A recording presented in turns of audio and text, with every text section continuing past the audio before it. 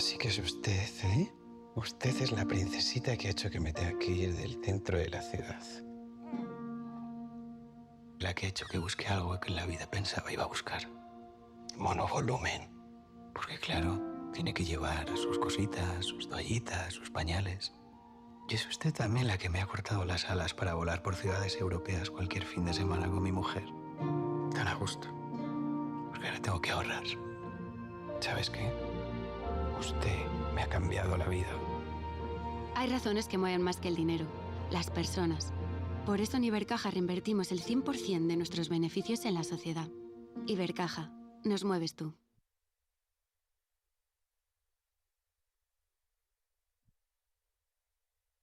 All right. Welcome, everyone. This is it, the time you have been waiting all year, the World Mountain Running and Trail Running Championships here in Conflans in the Spanish Pyrenees. And we're going to be with you broadcasting the 4 disciplines, the uphill today, the short trail tomorrow, long trail on Saturday, and the classic on Sunday. And alongside me, the man, the legend, you've been an athlete, you are in charge of the World Mountain Running Association. Jonathan Wyatt, welcome and thanks for being here. Well, thank you very much. It's a pleasure to be here, Martin. I'm really excited to join you all over the next four days, so stay with us and we will give you the rundown on these exciting competitions. And of course, today we kick off with the shortest and the fastest uphill racing that's possible with the uphill competition, officially called the uphill race for the World Mountain and Trail Running Championships. And so, as you can see on these images, those are live. This is the weather that the runners are going to be running in today. So, perfect racing conditions, Jono. The sun is shining, no clouds up in the sky, but it's chilled. It's not going to be too hot, so they're going to be able to dust off the engine and go all out without overheating, which would probably lead into very, very fast times. Yeah, they're going to be climbing the course really, really quickly today, and we'll give you a rundown on the track itself as well. But for sure, conditions are cool. I think it's more challenging the warm-up today.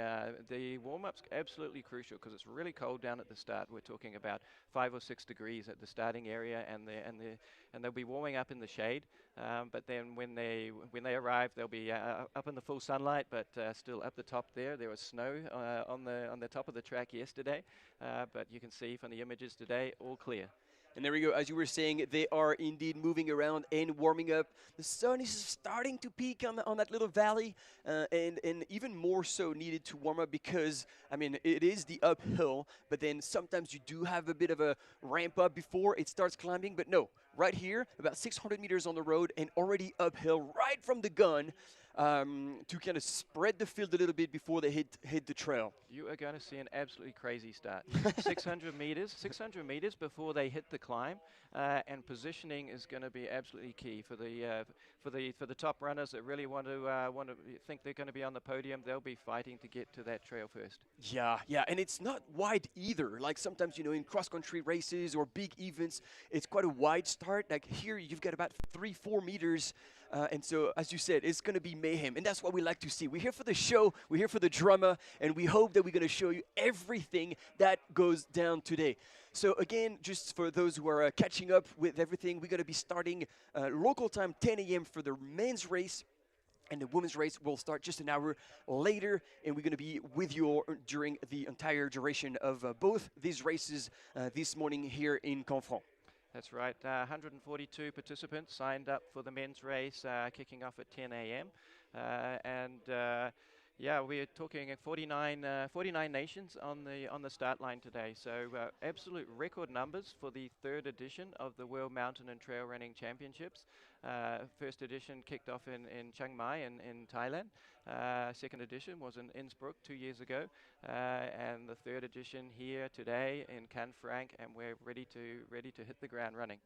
And yeah, actually, we were talking about this off mic just before we started, Jono. Like, this is only the 3rd edition where mountain running and trail running have joined forces to create one single world championship and basically bring the world like a massive insight, like bring them into the races, because this live broadcast hasn't happened for very long, and now the ability to bring everybody from anywhere in the world into the heart of those races, and be able to see the effort of all these ladies and gentlemen, it's phenomenal. It's great for the sport.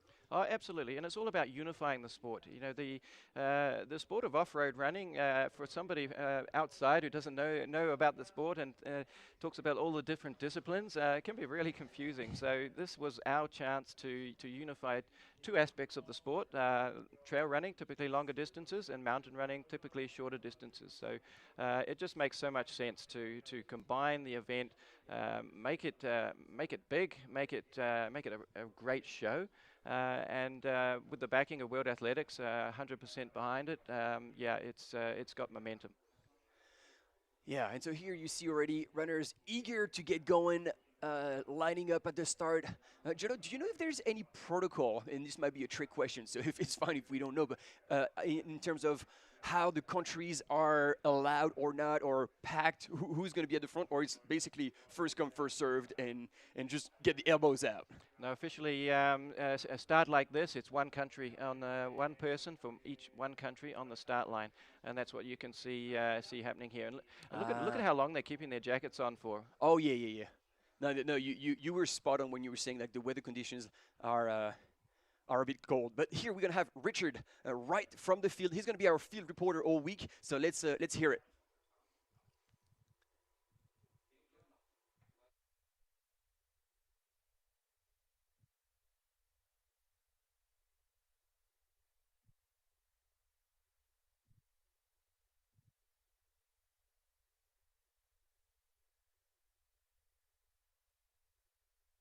Zero, 30 degrees for them to scramble up to these final few meters. We're at about 2,300 meters right now. Of course, they'll have climbed 1,000 meters just to get up here from the start line. But right up here, the atmosphere is really building. You can see just behind me here some of the other teammates from the Australia team. Australia team, give us a wave.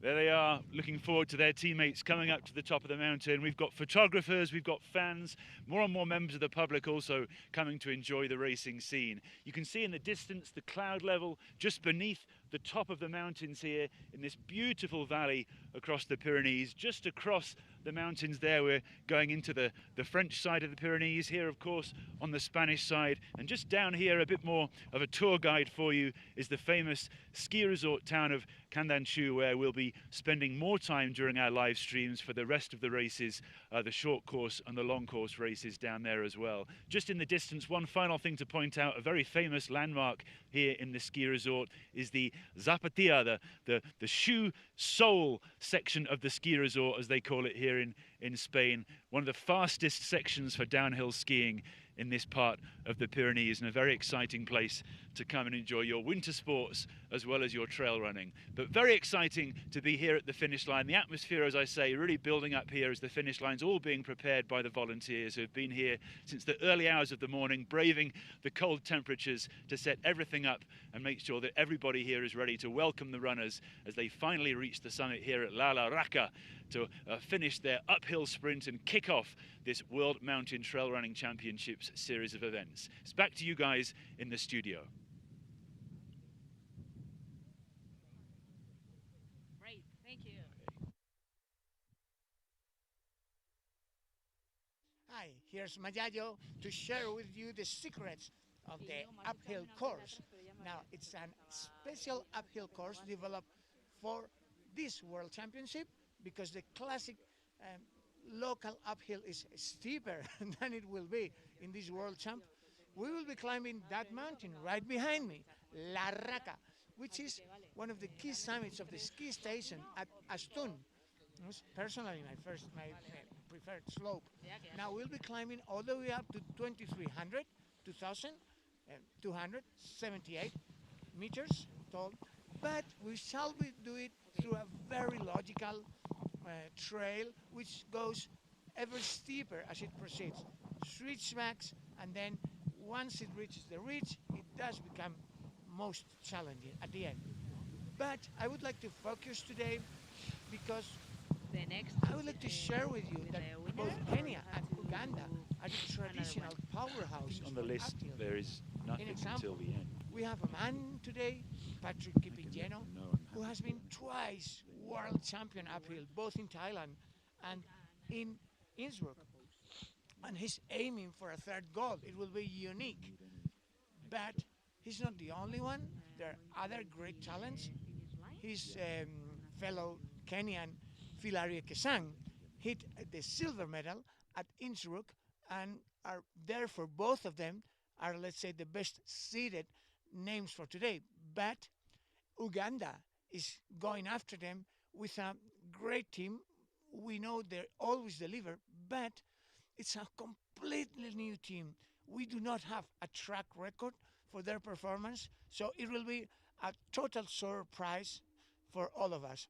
Other names to be expected from Spain, Alex Garcia Carrillo has been a bronze medal in uphill in Thailand, and within the women, and of course Remy Bonnet from Switzerland, because Switzerland is putting forward both Remy Bonnet on the male field and Maude Matisse on the female field versus other runners such as Susanna Sapunki, Scout Atkin.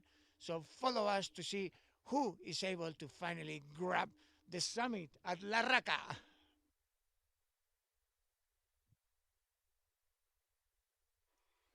Here we go, and this is the 3D map of the course. So as you were saying, a bit short in the valley, and then they're gonna hit the serious part of the climb all the way up, and lots of switchbacks actually. I think switchback is gonna be the name of the game this entire week, looking at all the courses that we've seen and see here right on that ridge, which is gonna be phenomenal because we're gonna have aerial shot and drone footage from that race all the way through on that ridge, and the images will be absolutely stunning. So here he is actually from Switzerland, Remy Bonnet with the white t-shirt. Let's keep in mind then the actual world champion, the title world champion, Patrick Kipmeno, right next to him. He's kind of young gun, young buck who's been training with him the whole time.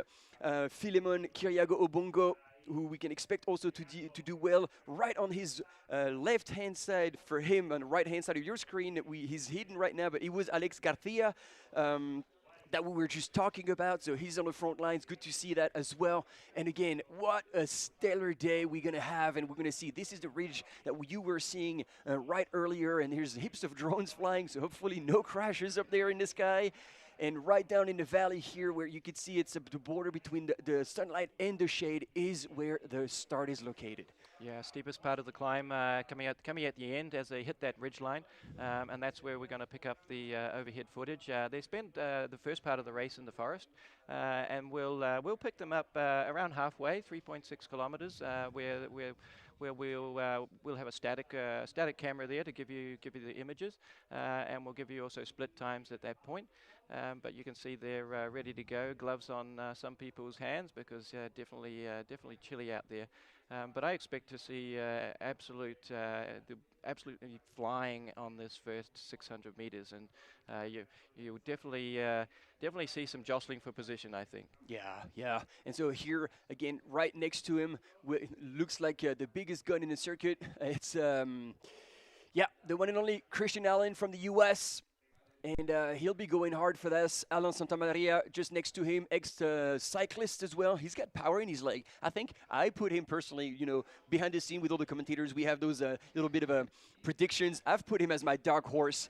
He could do extremely well here on this race. Good on you. Yeah, and right next to them is from Italy, Andrea Rostan. He also had a really good season. I would put him as a bit of a dark horse as well. Oh, there we go. Together with his compatriot Andrea Elia. So he's kind of my pick for coming through, and definitely he'll be shooting for a top 10. You can guarantee it. Theodore Klein, of course, he's a great result at the European Championship last looks year. like he's slowly waking up, nice and easy. Yeah, well, every runner kind of has their own preparation for the last few minutes, and breathing, staying calm as well. Being in your zone. And then you can see Andrea Scout's Elia brother. just in behind there. Yes, Jacob Adkin. Yep. Yeah, he's a real specialist for uphill running. It just depends if some of these runners, it might even be a little short for them. But the good thing about this track is it's steep. It's got almost 1,000 meters of climbing. So somebody like Jacob who likes it steep, as well as Andrea Elia, benvenuto tutti d'Italia, who are listening with us today. I'm sure we've got a bunch of languages, a bunch of people tuning in from all over the world. So we probably should say good morning, good afternoon, good evening for wherever you are in the world watching us. It's just fantastic to have you joining us here today. Absolutely. We are just under a couple of minutes before the start, so they are getting ready now. They're going to clear the track because, as you see, it is quite a narrow one. And once we unleash these athletes, it's going to be full throttle. And yes, you're right, absolutely right. I mean, the only reason we're doing this live broadcast is for everybody back home passionate about the sport and who want to witness greatness, all these athletes giving their best on this course for what is the ultimate race, ultimate achievement in a runner's career is making it to represent your country at the World Championships. And you've done good for the Kiwis, Jono. Yeah, well, this is really the pinnacle of the sport. This is what people have prepared for. And, for mountain running, which is my history, we have the mountain champs every year, but today mountain champs are only once every 2 years. So this is an important, really important appointment for all the runners. So that tape's been taken away. They're going to be clearing the last people away from the start area there, and they'll be setting off really 15 seconds, not even that, if they are on time. And so I don't know if at home you get the ambient sound of the start line. We don't here in the studio, but yeah, it's about to get real, ladies and gentlemen. They're on their marks. Let's kick off the championships. Please, no fall. There we go. Joe Gray on the right-hand side of your screen as well. Excellent. Good clean start. Yeah, Joe is definitely another one to watch here. Multiple world champion, 2 times world mountain running champion. He had a really strong trial over at Broken Arrow. Christian Allen was the winner of that trial. Joe was hot on his heels in second place. And look, Joe's got wheels on him. He's definitely coming into the twilight of his career. He might not like me saying that. But he's not going to go out harder than he knows he can sustain. Yeah, he definitely has experience under his belt and knows how to pace himself the best. As you were saying, the steepest part is towards the end. And we saw this in Innsbruck 2 years ago. Like, the passes really in that last couple of 100 meters of distance. Yeah. And so it will be on until the end here. The usual suspects up at the front: Remy, Christian Allen, Patrick Kimeno, and Philemon Kiriago. Sorry. That's right. And actually, it's I would say it's a slightly more calm start than I was expecting. So it's settled down already. There's some people that obviously are having to come through the pack that. As we said, one person from each country on the start line. So there'll be other compatriots coming through, but we can already see the third Kenyan runner coming up towards the front. And we know Christian likes to start fast, don't we? He's always it's all or nothing for Christian. Like he trusts his abilities, and he, as you say, he likes to race hard. Oh, look at the vultures in the sky! Quintessential Spanish Pyrenees here. All the guests have joined the party. And yeah, we're quite excited to see how all these gentlemen can pull it off. And I got to say, Remy Bonnet, having been injured early in the season, he will be hungry for a hard race. He will be prepared to hurt mentally and physically. He's been preparing, doing the work in the shadows, because all these runners have been part of the WMRA circuit, Golden Trails, all the series. So they've raced quite a bit already. It's tending to, for those who are not familiar with the trail running and mountain running season, it is kind of on the back end. And so some of them will I wouldn't say burnt out, but will have a fair amount of races under the belt in this season. And I believe that the fact that Remy is fresh of racing probably will play in his favor. Yeah, he's been super quiet this year. Traditionally he likes to run his home race, Sierre Zanal, and he wasn't there this year. Well, he was still injured. Yeah, he was still recovering. Yeah, so I think sometimes that can actually work in your favor. Stay a bit quiet, just concentrate on the big appointment, and definitely he's definitely on our favorite list, isn't he? As one to watch. And the other thing, I actually had a chat with Joe Gray yesterday, and I asked him about the altitude as well and how that might affect things.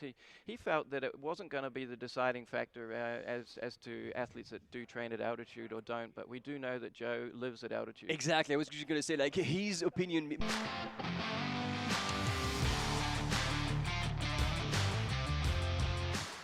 Estamos en la zona de bosque de los primeros kilómetros de la carrera de la subida vertical, uphill, y en esta zona pues es un terreno, como veis, variable, ya duro con pendiente, pero que va alternando con subidas más duras y más suaves, con mucha curva, en el que los corredores seguro que van a ir muy rápido, corriendo, y van a empezar a abrirse las diferencias. Va a ser la primera zona en la que veremos que se creen grupos, y cuando veamos que salen a mitad de carrera las imágenes que tengamos desde dron, podremos ver cómo se empiezan a configurar esos grupos de carrera con los favoritos.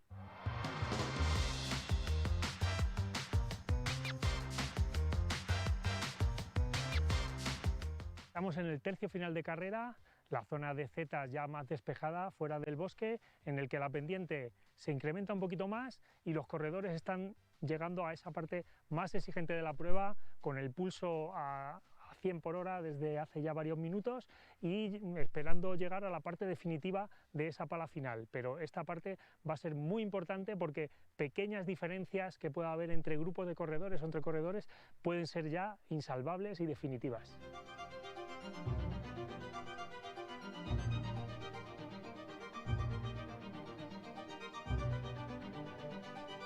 Y estamos ya en este tramo final de la prueba uphill, esa pala durísima de más de un 30% de desnivel para llegar a la cima de la raca, en la que los corredores de una forma agónica tendrán que hacer ese último esfuerzo, sobre todo si están peleando por la victoria o por puestos importantes.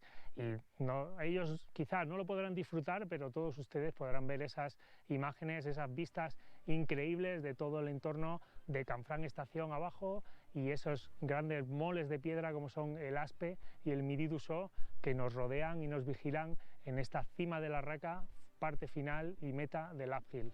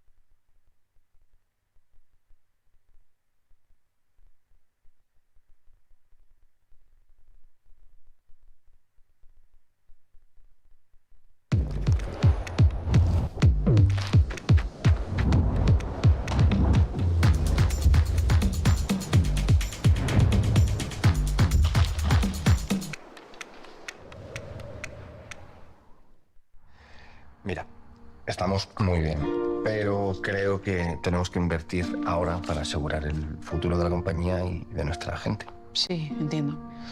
Que yo lo haría, pero la CEO eres tú, hermanita, tú decides. Perdona, que vamos a ir a tomar algo ahora, que es mi cumpleaños. 55 palos ya. Felicidades, Javier. Ahora bajamos, ¿vale?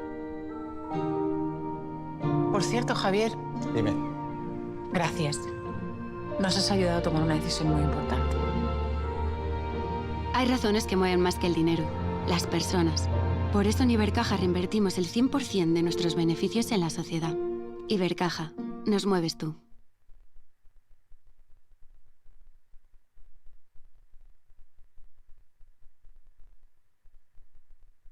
Summer doesn't ask. It just arrives and turns the mountains into a living stage. Silence, altitude, and a heartbeat driving it on.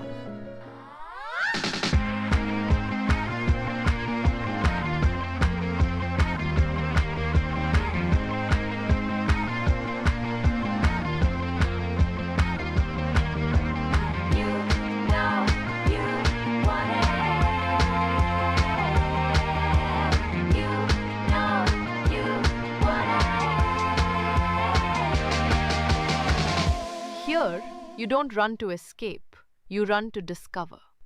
Ken Frank Pyrenees 2025. All right, there we go. Hopefully we'll get more images now. Sorry for this little interlude. The very first part of the race, we should have told you it's on us. Sorry, there is a dark spot where there's no reception, and so this is why we couldn't have images of the race. So sorry, we should have managed expectation, but it's good to see the excitement and how eager you are to see the images. You are just like us, wanting to follow the entire race from end to end. We are 10 minutes since the start, and just like you, we're anticipating eagerly to see the first runner show up here. This is the actual fixed camera. It looks like we're quite up high here, so unsure what we're looking. But we're with you, and we're excited. So we're, I think they call this the grass field. Yeah. 3.6 kilometers into the race, I believe, at the fixed camera point. There are two checkpoints, actually. One at La Raqueta at 2.5K, and I believe this one would be the grass field at 3.6. So what about kind of expectation on winning times today? Are you gonna put it out there? And Oh, I mean, I don't care. I mean, I'm not too worried about putting it out there because during live broadcast, all we do is saying wrong things, but we just roll with it. So like, it's absolutely fine. We were trying to do the math because obviously there's 990 meters of climb, which is almost a vertical kilometer. But well, usually a vertical kilometer is about 3 Ks long or less. Like the shortest one are 1.9. This is 6.4 Ks. So world record of VK is 28:53. So adding a bit more K, a bit more runnable, and this is world champ, so we are like the world's best. I would say around 35. That's my wild guess. Yeah, that's. I think that's a fair call. Isn't I'm glad you back it up. Isn't that what I said at the beginning? Well, I said that. You were saying You were telling me 25. Don't throw me under the bus like this, Jono. Absolutely. No, these guys have got wheels. And one person that I haven't shouted out yet, who we definitely need to shout out, is Richard Atuya. He is the overall World Cup champion in the discipline of uphill running. So he was in front of Patrick and Philemon in the World Cup series. There we go. That's definitely another name to watch. Absolute world's best here today. And when we say we're in the heart of the Pyrenees, I think we can we can see that we are absolutely in the heart of the Pyrenees, and it's wild country. It's actually pretty tricky getting the images out to you from all over the world, but we love showing you all these. There we go. Oh my God, and look at this already from Switzerland. Remy Bonnet, he's putting pedal to the metal. He already has an incredible gap on the rest of the field. Man, he is back. Oh my gosh, he's back. Yeah, wow, that is absolutely incredible to see. Yeah, look, when it gets steep, he gets faster. So. Oh. And who has the world record for the uphill? I think it's no. It's Philippe Goetz actually. But to be fair, let's spill the bean because Remy Bonnet has anticipated to go to the vertical kilometer in La Fouille in Switzerland and break the world record of the vertical. And look at him go! I mean, this is it looks like Nérivieux-Molézon. This is a race that in Remy's almost hometown in Gruyère, Switzerland. And look at this, looking over his shoulder, how much damage he's done already. I mean, this is a world champ. This is not supposed to happen, people. Like, usually they're all together. Philemon Cariago, I believe, right behind. Patrick Quimeno. Absolutely. And hot on his heel. So top 3, and then Christian Allen from the US right there as well. What a blowout. Whoa! I wasn't expecting that. Yeah, and I tell you what, on this course with so many zigzags, you can actually control your race. If you are out in the front there, and if you do have a gap, you can kind of manage that gap just by seeing where you are in front of the others. So it's actually definitely an advantage to kind of be out the front. That's if you can do that. But it actually looks like Remy is running pretty well in control there. Yeah. I don't see any signs of kind of struggling. He's got a really solid arm action, really driving up the hill. There's Andrea Elia, the first of the Italians. Theodore Klein coming in right behind him. And It's got to be Cam Smith there from the USA. Andrea Rostan coming through. Looking at the Spanish runners, they're packing really well for the team's race. Oh, good point. Good point. Because we were missing another Kenyan. Speaking of which, there we go. In the top places, and I think it was in 4th or 5th. Eliud Cherub as well was in there for Uganda. Absolutely, yeah. And I didn't see Jacob Adkin go past, but I think he might I think he might have gone past already. I think I saw him, but I'm not 100% sure. Here we go. What a start. That was unexpected. I had the feeling he was going to do well, to be fair. So far, I'm pretty good because I had put him in first for the win. Okay, well here comes one of our big predictions, who's, I would say, not having a great race. There's Joe Gray coming up, so he looks like he's struggling there. But you were saying maybe he was pacing his time he's a little bit. Yeah, he'd want to be a bit further up for sure. Manu Mesa, Kane Rayleigh from South Africa was right in the mix as well. Absolutely, and this is awesome. Yeah, it's such a stellar field, and there's our friend from Portugal. He looks like he's sucking in the air, isn't he? And I believe this is a New Zealand top coming up. Jono. Shout out to the Kiwis. Is that Toby? Let's have a look. We've got Toby Batchelor from New Zealand, as well as Dougal Shepherd coming through.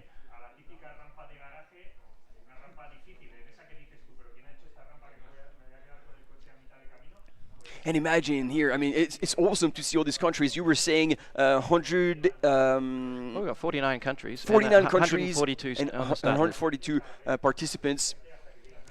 And but when you think about already these runners here and how far ahead Remy was, the discrepancy on the field that is still a world champ is mind-blowing. Yeah, 3.6 kilometer point, I believe, at this section. Would it be already? 17 minutes? It's either 2.5 or 3.6. Oh, might be 2.5. Because otherwise we would have actually the split on the screen. This is what we could actually check right now. If we have any splits at the grass field at 3.6, and looks like we get nothing yet still. Okay. Okay, so here's one of the Kiwi runners coming up. Let's check that number. It's Dougal Shepherd coming through. Australia, so Toby was up ahead.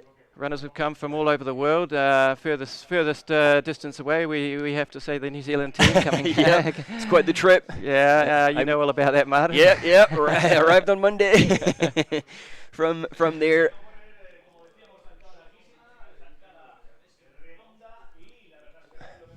Yeah, we expect to pretty soon take you up to the next checkpoint where we should see if Remy is holding on to that lead. But we've got the leaderboard up on the screen in front of us. Remy Bonnet out in front, and one of my picks, Richard Atuya in second place, with the defending champion Patrick Kipnieno in third place. Christian Allen. Are we sure about that? So it wasn't Philemon that we saw past? I think it might have been Richard. Yeah. So I got that wrong. My bad. And to be honest, given how strong all of the runners are, Richard has been running so well on uphill. That's kind of why I picked him here today. But of course, Patrick, defending champion, he's come here wanting to defend his title. Oh yeah, and he's shown throughout the season already that he still was one of the world's best uphill runner. Absolutely no doubt about it. And I like to see him craft his art. Like, he's got the experience, and so he doesn't get excited, stay in contact, doesn't push too hard, and then whenever it's the right time, he will make a move and he will dig deep to possibly take it out. I mean, Remy was admittedly a little bit up ahead. Oh yeah, absolutely. But It's not all over. That's No. that's for sure. You know, because we've all been there. Certainly, I have on uphill races, and when you blow up, that's It's game over. But the way I saw Remy running and the way he did kind of look back and control in his control, yeah. position, I could just see he was, I think he had something left there he could have accelerated a little bit more Yep. if he had to, but Yeah. I think it just looks like he's really, really controlling that race really nicely, and so pleasing to see him come back after an injury like that.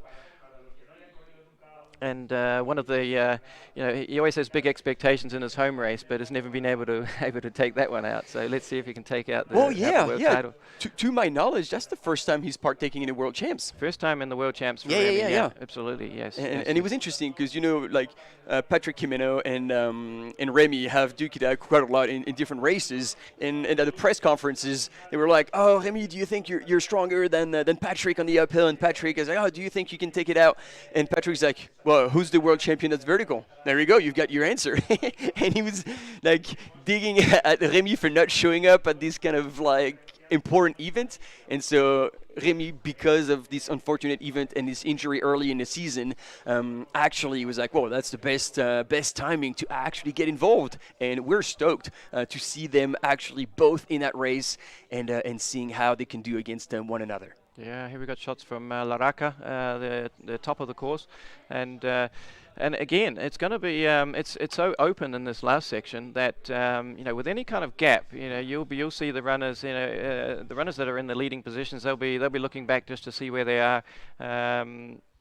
And of course, the runners coming up behind, there's no hiding at that point. So, they've either got to give it all, try and close down any gap that there is, and kind of play the psychological card as if they're closing the gap and putting pressure on, and the runners out front are just going to be, trying to maintain that. So lead. here we go, team. We do have the splits here, and Remy Bonnet at the 3.6 kilometer into the race went through in 20 minutes 09, and he was 37 actually seconds ahead of second place Richard Atuya, and then another 9 seconds back with Patrick Jimeno. Christian Allen was another 9 seconds back from Patrick Jimeno, so 55 seconds already between Remy Bonnet and fourth place Christian Allen. Eliab Cherub from Uganda was in fifth, a minute 14 back. Wow. Yeah, Remy has indeed blown out the field, and we do have another, let me do the math here. Yeah, just under 3Ks to go, so we're past halfway. Yeah, absolutely. So 30 seconds, that's a decent lead. And on an uphill race like this, it might not look that much in terms of distance. But yeah, 30 seconds, that's a tough one to close down. 37, and as you were saying, when you have 30 seconds lead and you're looking over your shoulder, you can actually stay in control and look and keep one more gear in case if somebody comes and wants to check, because the time here doesn't matter. And this is actually something important that we can talk about, is that for the team rankings in the mountain running, it is positions.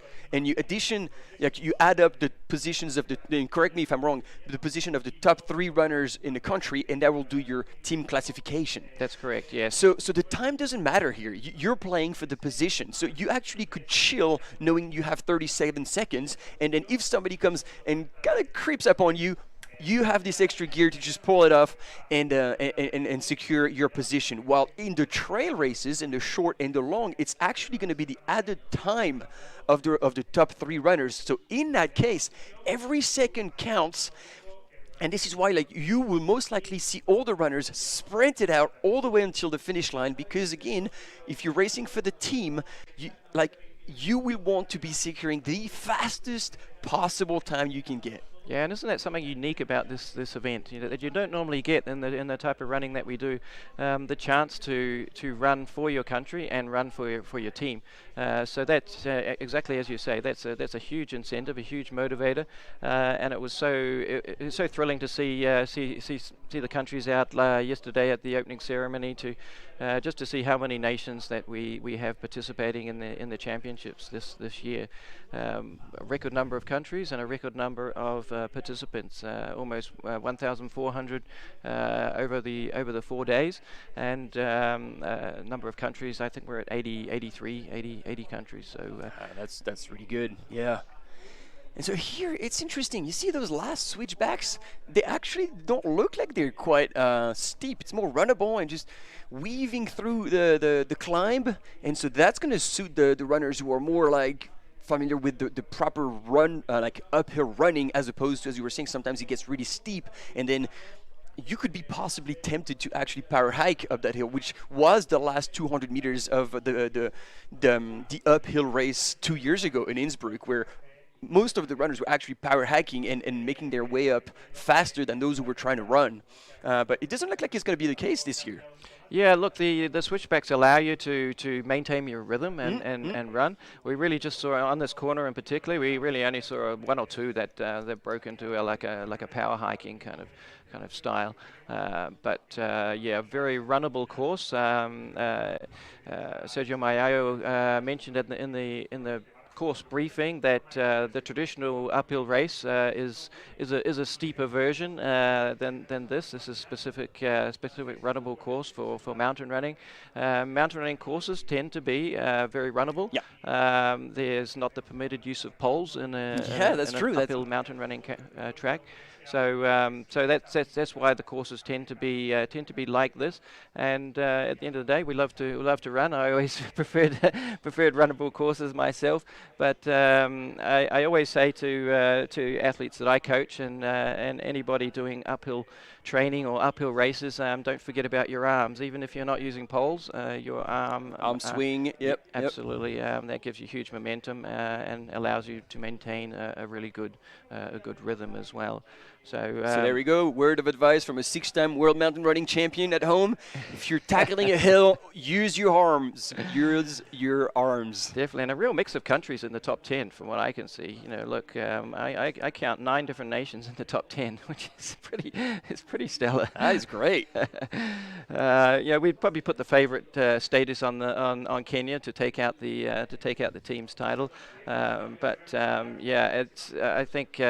If we look at as long as the third runner comes home and nobody blows up from the Kenyan team, I would expect them to take out the team's title. But then from the other places, it's absolutely open. You know, I definitely put the Italians in the mix, UK, and of course, you know, we talked about some of the Ugandan runners who we're not that familiar with, you know, because they don't run on the World Cup circuit that often, and so they could definitely pack well and spring a surprise for us. So I'm trying to refresh that ranking, but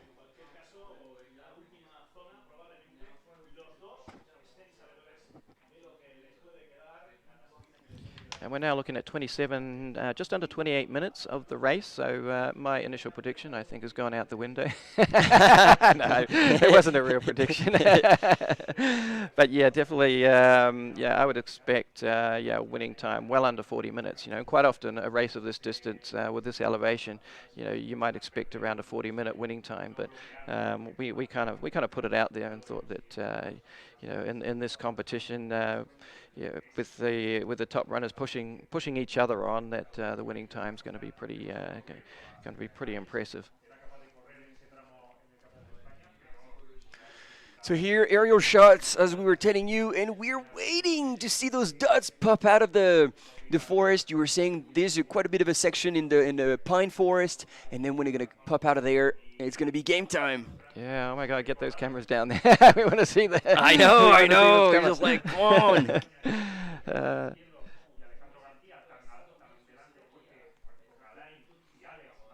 It's interesting. Just talking about this tree section. In fact, this whole area is, I would say, almost treeless as a region, and all of these trees were planted almost 200 years ago, I believe, for protecting the village down below from avalanches. So this forest has been planted by hand, and a lot of these trails have been created because of the big project to plant all these trees all those years ago. And so I can't pull it up, but like you had the top 10 ranking. There we go. So, Jono, run us through again the top 10 who went through this. Yeah, look, out in front, Remy Bonnet with a decent lead. Richard Atuya in second place coming from Kenya. Patrick Kipnieno, again from Kenya, rounding out the top three. We saw Christian Allen. He's not going to be happy with fourth. He's definitely going to shoot for the podium. But seeing the last switchbacks, he's probably going to kick it a little bit. Yeah, he's a fast runner. So you say it's like they're just up in front of you, but that's so hard to close down some of those gaps. Fifth place, Elliot Cherop, and sixth place, Jacob Adkin, who he shouted out very, very strong on the steep climbs, good background and vertical and uphill running. Andrea Elia, kind of my dark horse pick, seventh place. Great to see him having a really, really strong race. And Brian Rodriguez, Mexico, in eighth. Quentin Mailiu, you can help me on the pronunciation. Yeah. And Jonathan Camilo Castillo, 10th from Colombia. That's a really international top 10, so fantastic to see. And I can see somebody coming up on that switchback now in front of us. And this is still Remy Bonnet, ladies and gentlemen. The style of Remy Bonnet is unmissable. Look at him charge up that hill. He's like leaning forward. Yeah, he leans into the hill, and it's all about efficiency. Yeah. So you can see he has a really efficient style. And look, he's even stopped looking back now. He can see his leaders. He's got the world of space behind him. He could moonwalk to the finish and still take it home. That is extremely impressive. And here, I think somebody's sweating very hard right now, because our cam runner here, who's supposed to give you the images, good luck to him to keep up with that Swiss rocket coming behind him, because Remy is not going to be slowing down one bit. He's here to make a statement for his first participation at the World Championship in the uphill, and look at him go. There's nobody in sight, nobody else. He is in a world of his own today. That's outstanding. And something I wanted to talk about earlier was just the temperature. And a group of runners, we know it's not going to help, even though for running it's good conditions. Is a lot of the African runners are not used to the really low temperatures, and when I talk to the guys, they do find it more difficult to do their proper warm up and to get going and to feel good when the temperatures are low like they are today. With the drone shot, now we can get an idea of where the advantage is. And I can definitely see two Kenyan vests coming in behind, so it looks like as you are, but it definitely second and third catching each other. And it keeps going now. It might be, if we're like by this point we're guessing, except from the Kenyans we know are in red, so it might very still be Richard Atuya and Patrick Kipnieno. It's got to be Richard and Patrick. Oh, and I think I see the visor, so that would still be Christian Allen in fourth from the US. But look at this. There's like, what, 200 meters, 250 meters between Remy and what could be Richard, unless Patrick Kipnieno has decided to go pedal to the metal and try to possibly close what could be an impossible gap to close with Remy. Yeah, I don't see Remy slowing down from here. Oh hell no! Just because he looks so good. He's still attacking the hill. He's probably smiling right now, knowing like, it's good. I did what I needed to do. He's trained in the shadows quietly, and he's coming for that specific time, peaking for this world champ. And I wish we had images from our cam runner here so we could see actually the face of Remy as he's cruising up that hill, making it look so easy. That is unreal. Yeah, look at it's never easy. You can look amazing, but you're always fighting yourself. And I'm sure we'll hear in the interviews after the race that it's definitely not a walk in the park for Remy here. But the fact that he can actually control the race, and I mentioned that even down at that halfway section, that he can actually see the advantage, that just relaxes you as a runner as you come into it. And I can see he's still got really good form. The arms are doing what they should do. The power in his legs, because now it's going a little bit more straight up the hill, and you see this is a steep section. The stride is shortening a little bit, but pace is just consistent. He keeps that momentum. Yeah, look, he looks fantastic, and this is this is probably if you're with another runner, this is where it really hurts. But if you're out on your own like Remy is, again he can just take the foot off the gas just slightly. Exactly, you can afford to never cross that red line. Concentrate on your breathing just to make sure that you're in control. And it's such a nice place to be. And I've been in there a couple of times myself when you are out in front and you can see back behind you.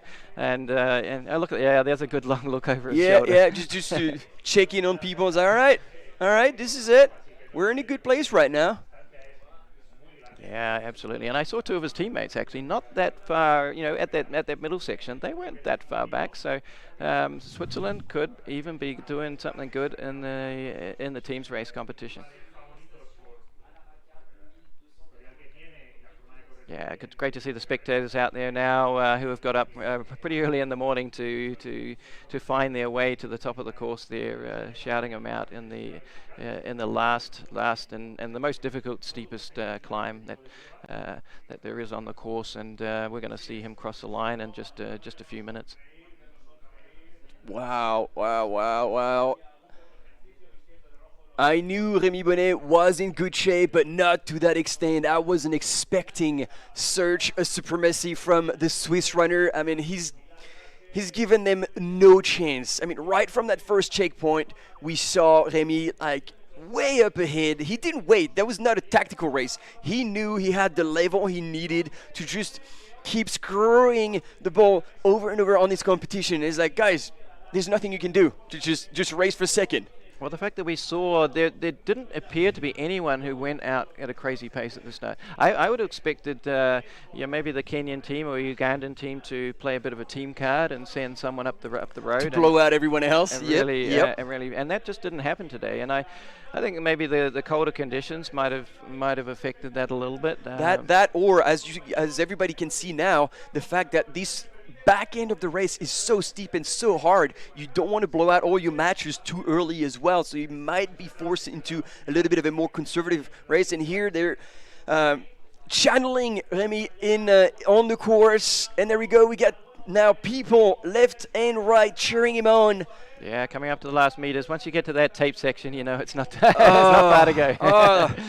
That's gonna feel like $1 million, and if he has a bit of time to look on the right, and here he's even cheering with the crowds, taking it all in. Yeah, he knows. Yeah, he would have had a good look around before he got to the crowd section, just to see where he was positioned.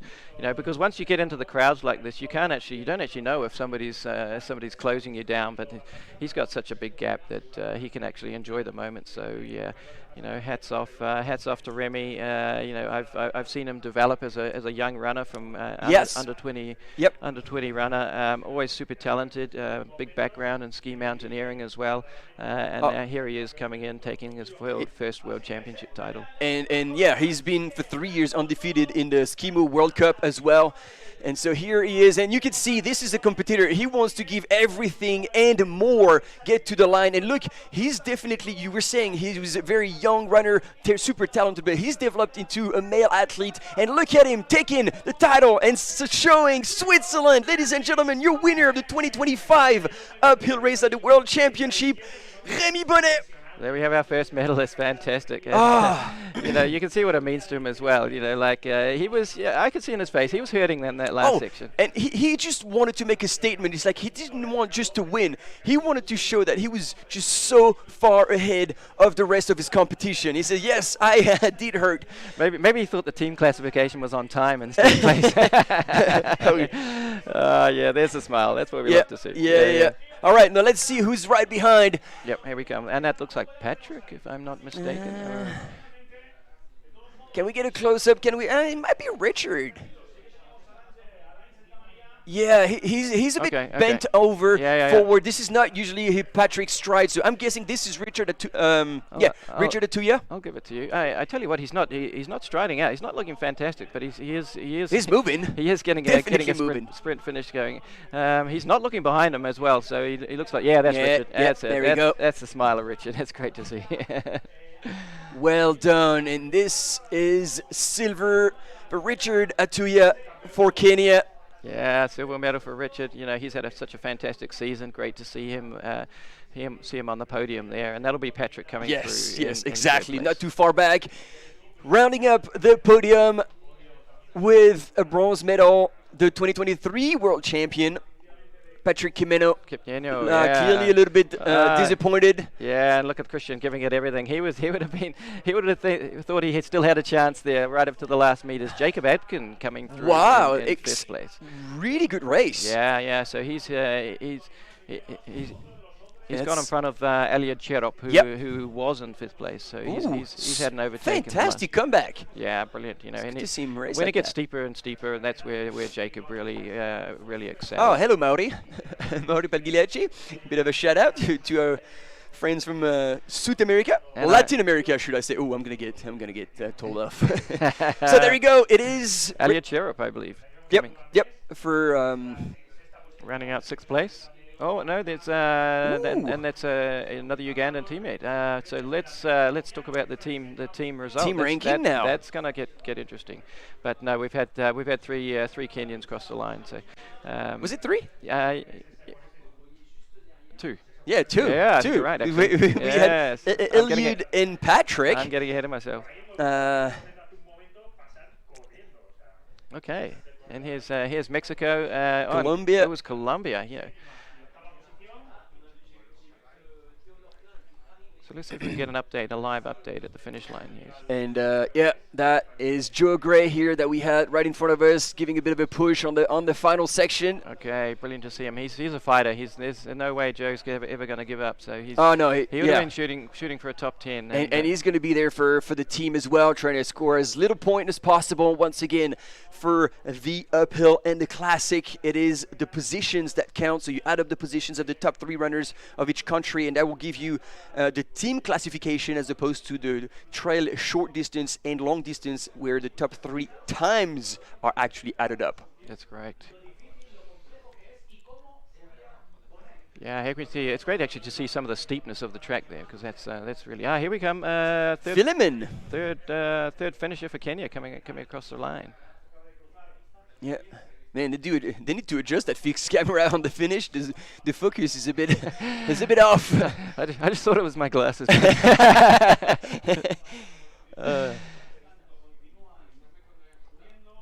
And same on the live update. I wish we had a bit more of an instant update. There's Remy Leroux, Canada, who's over the barriers there. He's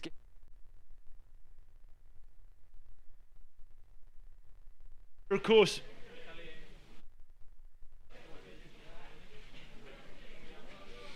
And we are here, of course, with the winner of the uphill race, the first race in the World Mountain Trail Running Championships, our champion today, Remy Bonnet. Remy, how do you feel? Yeah, I feel great. Like, to be world champion, it's always a good feeling. So, yeah, happy about it. And how do you think the race went overall for you?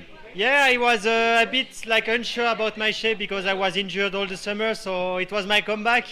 And I tried to tell myself that I was more motivated than the other, and that I trained well like the past 6 weeks. So I had a good kind good of preparation, and the legs feel great from the gun, and so I could manage to win today. And there's so many fans here who are so excited to see you again on the world stage because, of course, as you mentioned, you had the injury back in June, I think, this year, a stress fracture on your leg. And how did the stress fracture feel? Did you have any pain at all today? No, no pain at all, and yeah, it's the proof that you have to never give up and to always believe in yourself. Even when something happens, you can still do great things. And so, yeah, I learned a lot with this injury, and so I am pretty happy with that world champion title. And just tell us one final thing about the amazing scenery here in the Canfranc-Pyrenees. You've raced all around the world. What do you make of this race course? Yeah, it's beautiful. Like from the finish line, you see all the peaks, and so I think the next day I will try to visit a bit the mountains and to be able to train here until Monday. So I will enjoy it. Congratulations, Remy! A fantastic first championship win here at the World Trail Thanks a lot. Championships. Bye bye. Thank you. Bravo. Okay. Are we back? Yeah. All right. It looks like, yes, we are back live. So here you go. You hear it from Richard Kimber, who's going to be our field reporter all weekend. And yeah, I mean, basically, Remy said it all. He got to train specifically for that race, give everything he could. And he is fully recovered, which means, again, we were telling you a little bit about his plans after these World Championships. And he now is all eyes on... oh, we do have another interview coming up. Let's hear it from our silver medalist.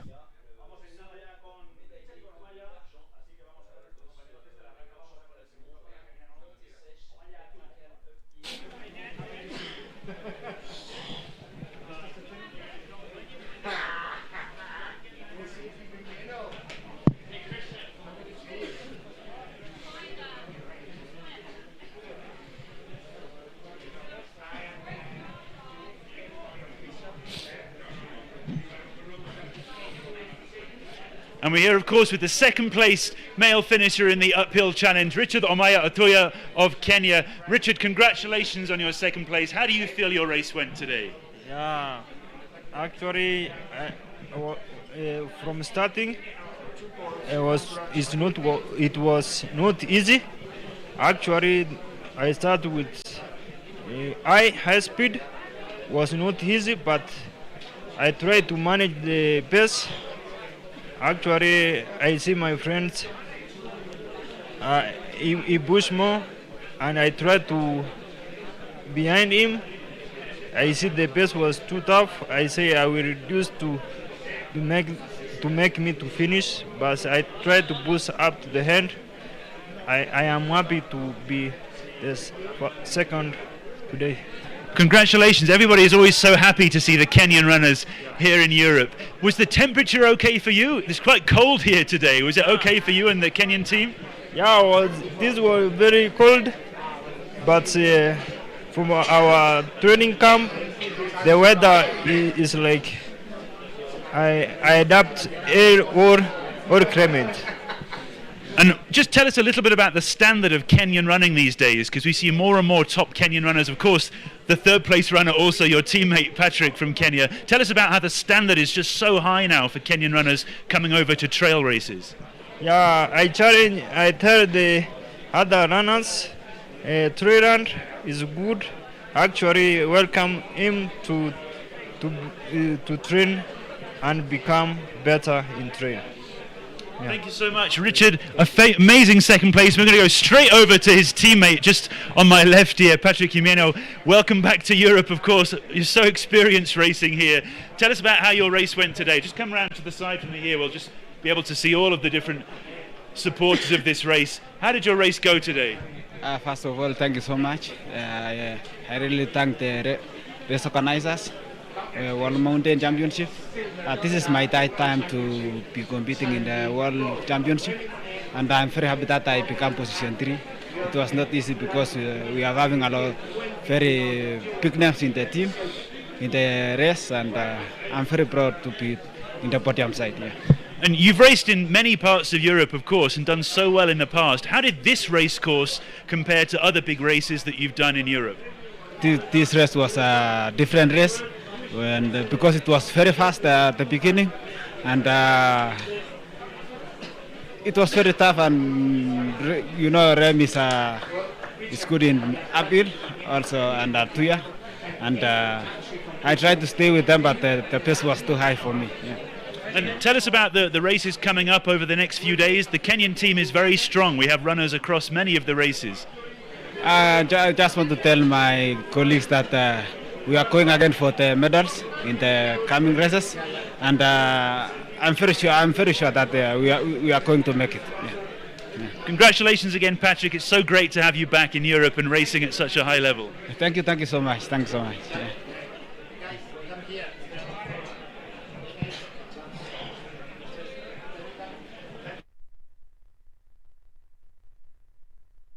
That smile never gets old. Like Patrick's smile and just joy of racing and giving everything he's got. So obviously crossing the line, he looked a bit disappointed, but see, he was back smiling and being thankful for this third position. Again, he's not a young buck anymore, and he's still there, still crushing it. So we absolutely love that, and it's good to hear that the Kenyan team is prepared to try and score and go after more medals. And I'm thinking about Philemon Kiriago for the Classic on Sunday. Yeah. Philemon's so strong on downhill, so that's definitely his strength. Philemon Kiriago, winner at Yesenal this year, part of the WMRA World Cup Series, and Patrick, their third championship for him. So you're right, he has a lot of experience. He knows how to pace a race. But so I found it pretty interesting that things didn't change really from in those top positions from that halfway point. And it was interesting to see them both, to hear them both, like both Richard and Patrick said, like, you know, we're trying to keep up, but basically Remy didn't give us a chance. And then from that perspective, it was then just hold on to the best you can do. And it was not so much a race like trying to pass people or any strategy. It's like, well, give everything you've got, and that's what you're going to get at the finish. Yeah, absolutely, and again, I think it comes back to a little bit that being able to control the race on the track like that, and know where you are. I know I certainly had races where you're in the forest. There's no way to see where you are, and you end up running scared when you're in first position. But Remy today, you could see, I'm sure he didn't have anything left to give, but I think if someone had been right there on his shoulder, he that would have put extra pressure on him and a bit of extra stress as well. But, yeah. But he looked so relaxed today, and nice to hear him talk about the injury as well, the stress fracture that he had. Something that you really can't run through. You have to take a complete rest, take all of the load off your body. Even doing some cross training in the pool, that you can't bring that in, right at the beginning. But and interesting to see just how that actually gave him more motivation and more focus. Like he said, he wanted it more today. Well, yeah, you're like a caged lion when you can't race. And appreciate, and this is something like everybody listening back home as well, you can on board. It's just like when you have an injury like this, like there's no point pushing through. You're just going to make it worse. So he was smart enough to accept that the season is going to be over, and he just pulled the plug, and he was like, all right, well, I'm going to look after myself, do whatever it takes to get better, and then rebuild the health and the fitness through, as you were saying, cross-training. He did a lot of biking. And then eventually came back, and well, World Champ was at the time in the season that actually suited him, and so he got the chance to actually partake. And yeah, even though he rode out like the whole first part of the season, well, he showed up prepared for this one, and I can't wait to see. I think the vertical K world record is probably going down. That's a big call. All right, well, we'll talk about this again whenever, like that's going to be after La Folie in Valais, Switzerland. So again, he'll be right at home. And so again, there we go. See the Stoke, the achievement. I think this is Malaysia. Yeah, great to see so many participants, so many countries, and and every runner will have their own objective for the race, their own goals. Whether it's coming in the top positions, top 10, top 20. They'll be. You fight for every for every centimetre on the course. a lot of runners would have known they're not fighting for the medals today, you know. But look at what it means to them to come in representing their country, knowing that they've given everything out there today.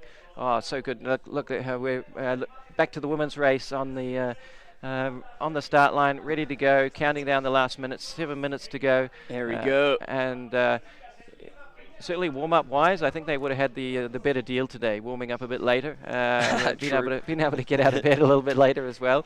It's a little bit of a drive for them to get over to the starting area from where the accommodation is. You know, we are in the heart of the Pyrenees. We're not in a big city here, are we? In Canfranc? No. And it's a good thing, because I don't think you'd find such hills in the big cities. Yeah, exactly. So let's shout out some of the top runners. So right in the front picture of the screen from Finland, Susanna Sapunki. She's had I would say a quiet mountain running season this year, concentrating on a lot of road running. So she's been doing some faster training. So definitely one to keep an eye on. Lara Hottenrott, she's come off a win. Yep, that's one of the names you brought up, Jono. Absolutely, yeah. So from Germany. She'll be, and actually the German team, looking at the names on the German team actually was definitely ones to watch with Nina Engelhardt as well, European champion. So she's definitely one to watch on a tough uphill track like we have here today. And we saw also French Christelle De Waal. Oh yes, we've got a shout out to the French team. So she's had us. Again, we don't see her a lot on the World Cup circuit, but the race that we did see her at Vauban in Briançon, beautiful part of the French Alps. She absolutely dominated. She really did actually, which was the French trial as well. So, and again, someone with a lot of experience, and she knows how to prepare for the big appointment. For Spain, it was also Nayara Irigoyen that was on the front line, and it's a good thing there is that man on the finish line, because you need to make those barriers a little bit more sturdy, because people are coming across the line absolutely spent, and they need to hold on to whatever is available. Definitely, and it would be very remiss of me not to mention my personal favourite for the women's race, Scout Adkin from the UK. So we talked about Remy Bonnet, an injury, so we can also talk about the same theme with Scout as well.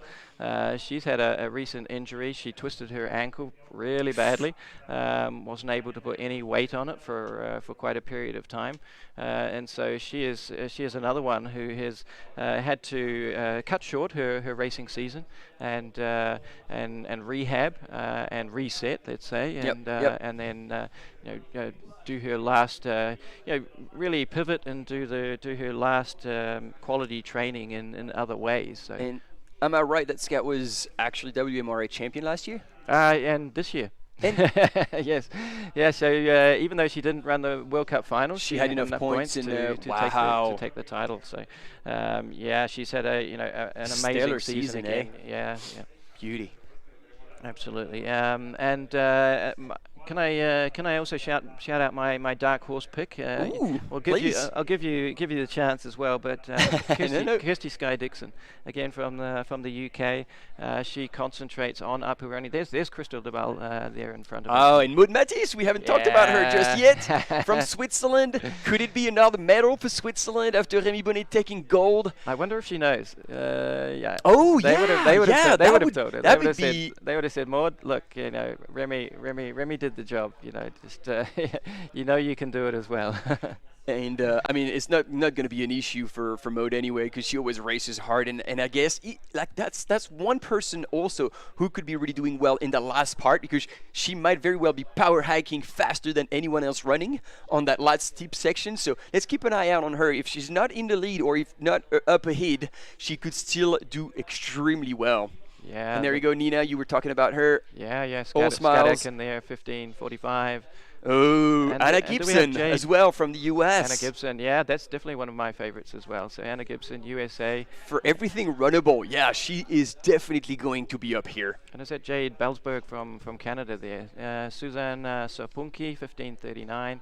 Again, she actually won the final World Cup race in the uphill discipline. So she's even though she hasn't raced a lot, she's definitely one to watch.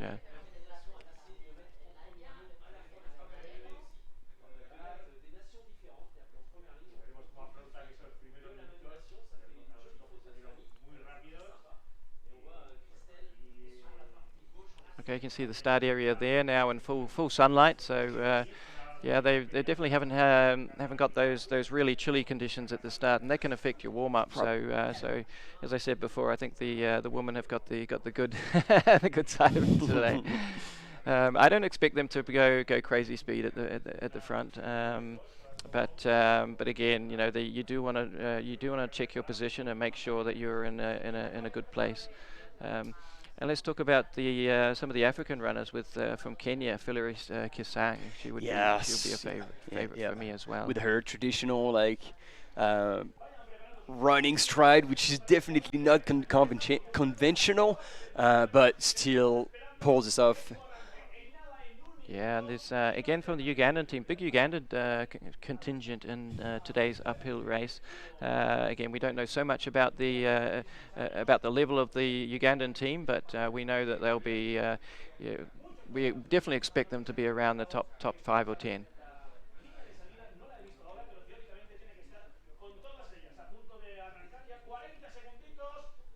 Coming down, counting down, last few seconds now. Yeah, like just over 30 seconds until the start. They are getting ready. And so again, we're going to have images of the first few 100 meters, and then this is the dark spot of the race, so bear with us. We're going to probably have a few adverts or maybe a bit of an interview or videos. Possibly, I mean, I think it would make sense to be going back to the finish line to see the rest of the men's finish. Yeah, we'll try to update on the team's race as well if we can find the results. Because the result website seems like it's crashed right now because we were trying to reload it, but it didn't quite work. Ladies and gentlemen, we are seconds away from the women's start in the uphill for this 2025 World Mountain Running Champs, and it is on. Yeah, they're off. Yeah, I can see it immediately. There's no kind of real fight to or kind of jostling to get off to the front. But Maud straight out there and on her own there. Pulling away a little bit. Rest of the field is going to just come into play. Yeah, Anna Gibson there on the far side. Nina, Christelle. Ooh, there we go. It's Uganda. Uganda, two coming on the sides. I did mention actually they 3 could be a surprise. and 4. Yeah. Holy moly, Team Uganda is actually taking over the start, and it's 4 out of 4 in the lead of the women's race. Is this going to last, ladies and gentlemen? We shall see. Yeah, it's just team tactics coming into play here, Martin. You were talking about this, Jono. Indeed. So the thing is, isn't there the purpose of the team tactic to send one to blow out everyone and the rest is comfortably sitting down? But no, they are top 4 here in the lead of the women's race. Yeah. And is this Aurea Liachi from Switzerland? Yeah, they're putting the pressure on, that's for sure. That's look, and that gives a bit of extra stress to all the runners because again, we sit here and say that we don't know that much about the Ugandan team, and also the other runners in the field are not going to know much about them either. So well, they're going to see very quickly that they are to be accounted for. Absolutely, and pacing is such a big thing as well because we talk about the short distance to get to the forest section of the track where it gets narrow. But still, if you go out too fast, you generate you go anaerobic, lactic acid builds up, and then before you know it, you're coming back from that, eh? Well, we say you're climbing stairs at that point. Yeah. The last finishes coming in from the men's race, so great to see the smiles and the satisfaction. Azerbaijan. Oh, is this him? I would have to double check and let us know in the chat if you have that information. But I think this guy from Azerbaijan is running all 4 distances. Okay. Yes, he's the only I will confirm that. I will get the data. But yes, That was my understanding, is that he will race all four, and he's the only representative of Azerbaijan. I think he's also the kind of the team captain and the runner. He's basically the jack of all trade, and he's gonna like get his country flag up high across all four start line and hopefully all four finish line. Because if that's him again, and I need to double check, but he did that already in Innsbruck. But for the long race, for the long trail, he actually didn't make the cutoff. Yeah, so yeah, you couldn't make it to the finish line. And we'll talk about that during the competitions and just how difficult those two trail courses are. So yeah, that's a big program, isn't it? Over 4 days. I'll let Martin do the search for for the status of our Azerbaijan runner. But yeah, great to see such a good spread of nations, and it's nice to be able to shout out countries that we don't normally not normally able to shout out. So fantastic. And here are the images over the top of the course, looking down the terrain and down the valley. And then in the top of the screen, you can see the village of Canfranc itself, where the race headquarters are based. So Jono, now you still haven't recovered the results from the website that has. Yeah, okay, we have the classification. Let's see if we have the team. Okay, we do have a quick video coming up, and we'll be with you shortly after that with the team rankings. Hopefully, stay with us.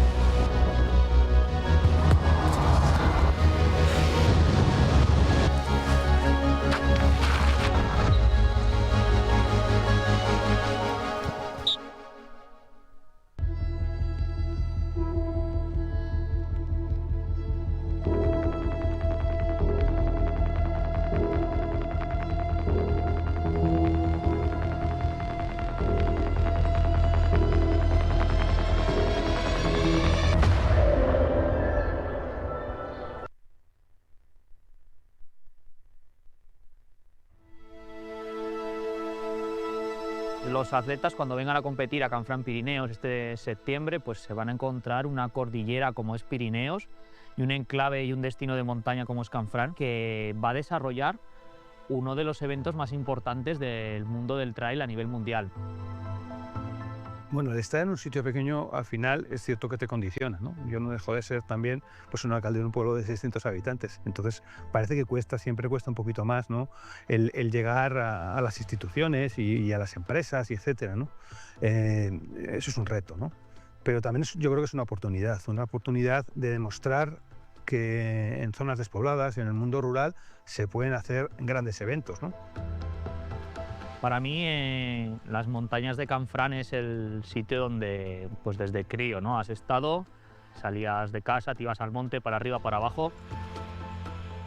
Que lo que más sorprende es el valle en general, el ambiente de alta montaña en que nos vamos a mover y circuitos, pues bueno, muy naturales, para nada forzados.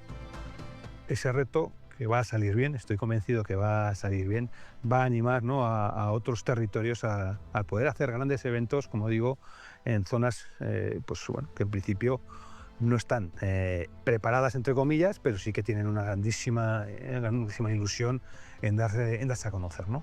Y toda esa experiencia previa y toda esa evolución que ha habido, sobre todo desde 2020 hasta ahora, hasta 2023 y 2024, es lo que ha hecho que Canfranc pueda llegar a ser ese foco, ese epicentro del trail en 2025, y que todos los ojos de nuestro deporte pues estén depositados en Canfranc, ¿no? Y nos estén mirando desde todos los lugares del mundo.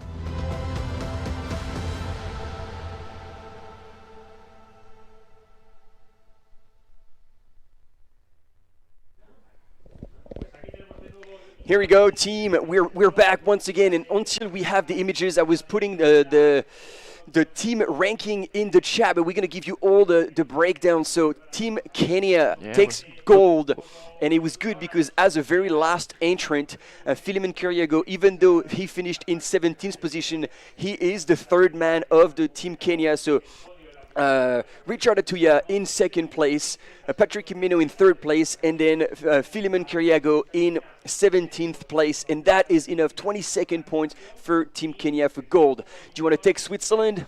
Yeah, click on that. Yeah, look how and yeah, we've been busy. We always keep it busy. Yeah, of course, René Bonnet, such a fantastic run out in front. Jonathan Schmidt coming through 13th place, and didn't the Swiss team pack well? Because in 20th place was Dominic Rowley, and 21st Jonas Soldini. Look, you know, to have a team performance like that, all four runners inside top 21, I think that's probably, you know, the performance of the day. I would absolutely second that. If we should have done dark horse in teams, and Switzerland definitely would have been there. And so then Team USA for bronze, with Christian Allen in 4th, Cam Smith in 11th, and Tyler McCandless in 26th position. Yeah, look, Joe Gray faded 34th place. You know, hard day for Joseph out there. You know, we feel for him. He's you know, he's such an experienced runner, but I'm sure you know, the team will be there around him and you know, and helping him through that. But yeah, great result from Christian. You know, like he's been so solid over the past 2-3 years, and you know, we didn't really know about him 3 years ago. Just kind of burst onto the scene. And then Cam Smith, another one that I've been very impressed with this year in particular. Third in the trial race. He really has. Yeah. And it's interesting because, and maybe this is another thing we can talk about while we're waiting for the images of the women's race, is that body shapes. Like, you know, we always kind of have in mind, you know, very skinny runners, the lighter the better, and that actually led to a lot of issues, like eating disorders and that kind of stuff. And it's good nowadays that there's more open voices from athletes or past athletes who are talking about this, and you see like athletes like Cam Smith, who's like, he looks like he's built, and yet it doesn't slow him down. He's an excellent runner, and so I like that we see that kind of diversity and play out. And even Rémi Bonnet, you were saying, like, he's had a super long career, and he was in there very, very young. And back then when he was actually in Limone, the sky runner world champion both in vertical and in sky and short distances the same year, he was extremely skinny, and then he got injured badly, and he was out for 2 years. And so it took him a lot to process that physically, but also mentally, to be exposed to the world at this level so young. It's quite a challenging undertaking. And then he's developed and grew and became more mature, had more experience under his belt. And you can see now he's built. He's got really strong legs, which we see as well with the Kenyans who are doing well in those races. They're not the body shape that we see in marathon running, for example. Yeah, look, there is a lot of diversity, and you know, take Cam as an example, very strong runner, and he's very powerful legs, and that definitely helps him in uphill running, and you'll see it all through all the competitions, all shapes and sizes, and you know, it's not a given that you need to be, you know, you need to be light to be fast. You know, of course, we always talk about the technical side of it as well. So, you know, being able to run over technical terrain is something that doesn't depend on the shape of your body, does it? No, that is just either if you were born in the mountains and you got used to the footing, or if you just practice on that kind of terrain. Yeah. Well, let's round out the top 10 for the teams competition. Yes, absolutely, of the men. especially because Cocorico, Allez les Bleus, number 4 is France. Yeah, absolutely. So Kenya in first place, 22 points. Switzerland, great result for them, 34 points in second position. The American team, United States, 41 points in third place.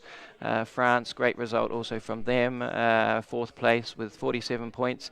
And then it's interesting because on equal points, both Uganda and Spain, fifth and sixth place. So in that situation, they take the the First? position of the top top runner of the three runners. Well, as I understand, of the third runner, the third runner. Oh, it's the third. So okay. So Alejandro Good insight. Garcia was in 29th place. So let me just check that. And the third place Ugandan. Actually, it's not correct at all. So he was 42nd. So maybe I'll have to check my own rules. Oh. Because I was trying to look as well, and I thought it was the top runner, and so Uganda was 6th. Yeah. Okay. Let's go and with that. Spain was 14th. So maybe. Yeah. Position of the top runner then. Okay. Okay, in 7th place, Great Britain and Northern Ireland with 75 points.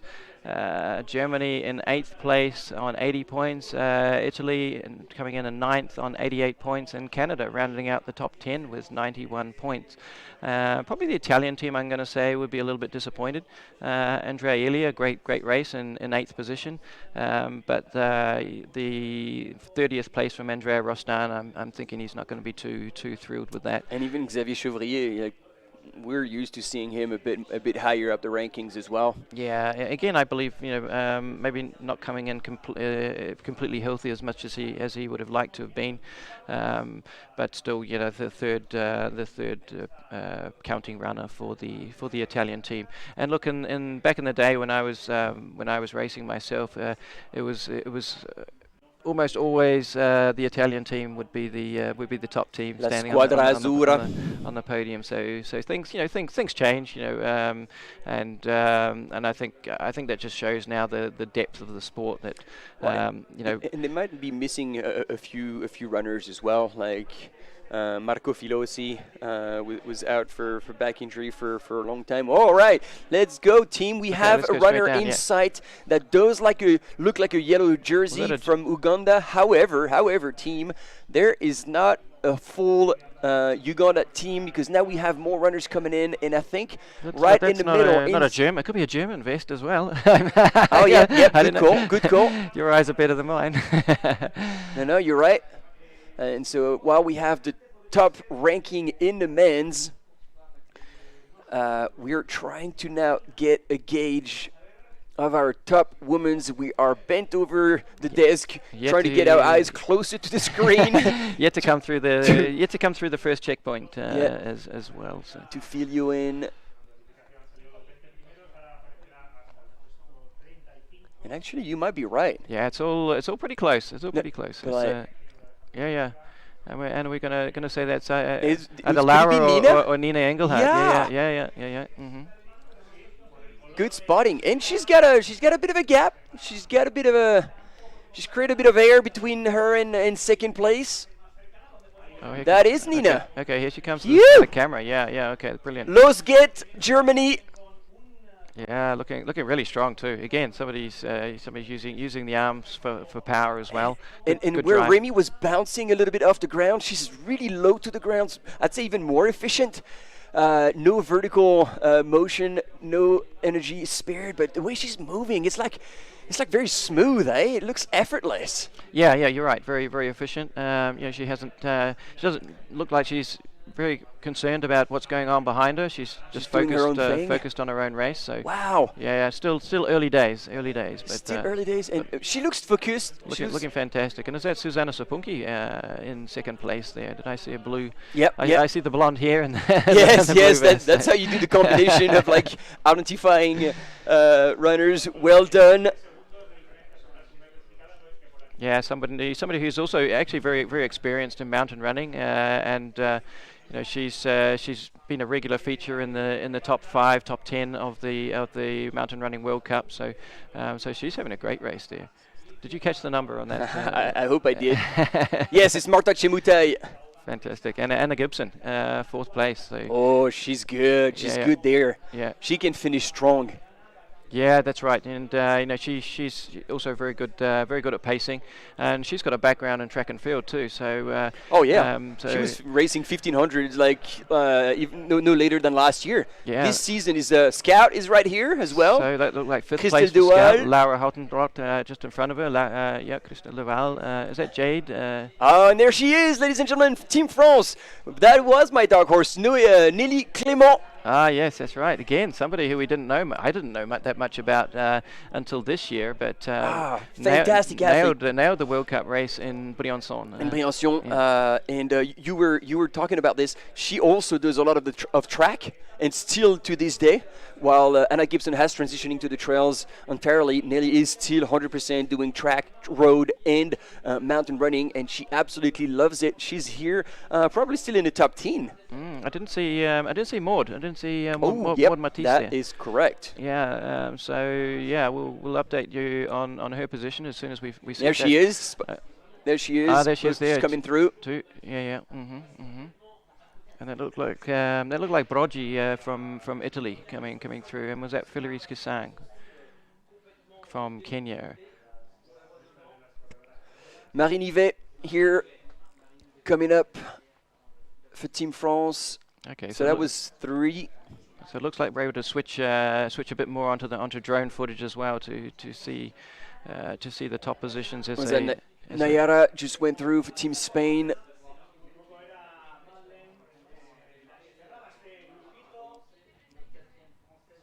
And again, it's pretty like the men's race. Pretty spread out from the from the top positions. There were gaps in those, in the top 5, top 10. Now in the middle of the pack. Again, for the teams competition, every place counts. And it was Hilary Allen, I believe. Yes, of course. Yeah, we haven't mentioned Hilary again. Another experienced runner. Even though like she was shining a little bit more in scout running races, slightly longer. Yeah. She made the team fair and square, and was there racing hard. Yeah, that's right. Great result. Yeah, New Zealand coming through there. Great running.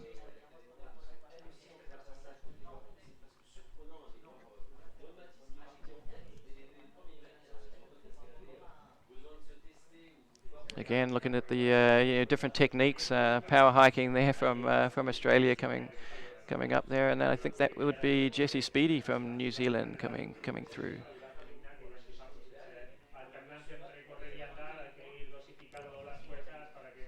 Okay, Team Slovenia coming up.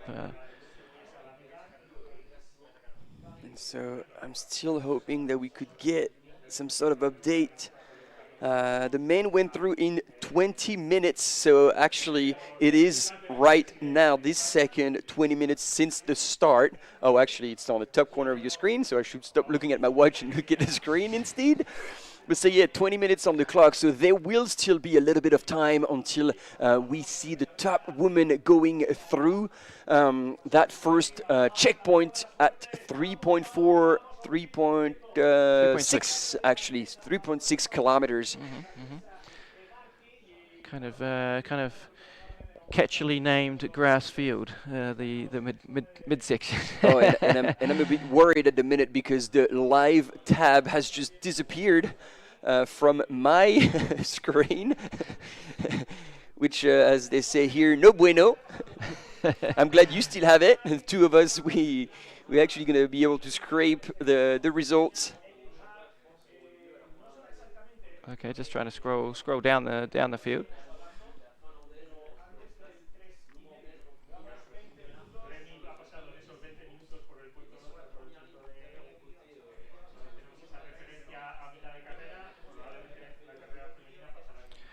Okay.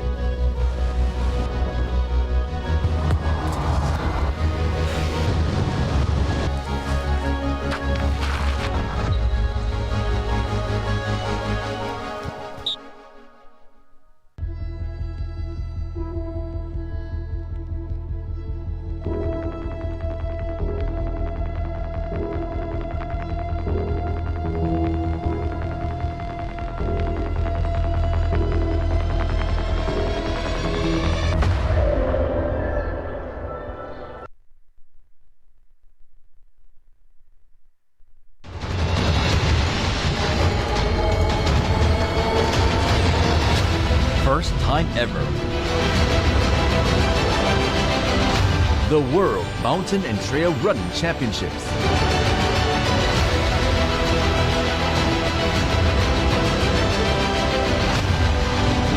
To be held in Chiang Mai.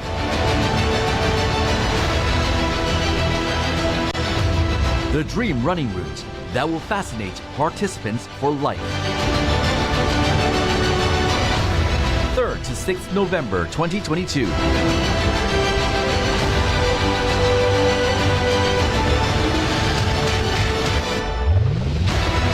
Amazing Thailand First World Mountain and Trail Running Championships. Supported by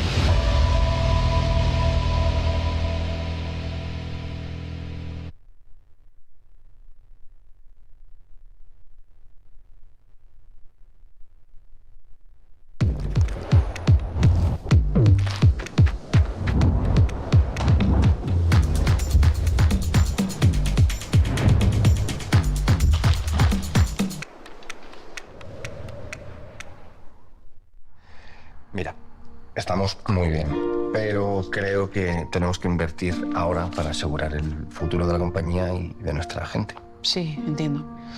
Que yo lo haría, pero la CEO eres tú, hermanito, tú decides. Perdona, que vamos a ir a tomar algo ahora, que es mi cumpleaños. 55 palos ya. Felicidades, Javier. Ahora bajamos, ¿vale? Por cierto, Javier. Dime. Gracias. Nos has ayudado a tomar una decisión muy importante.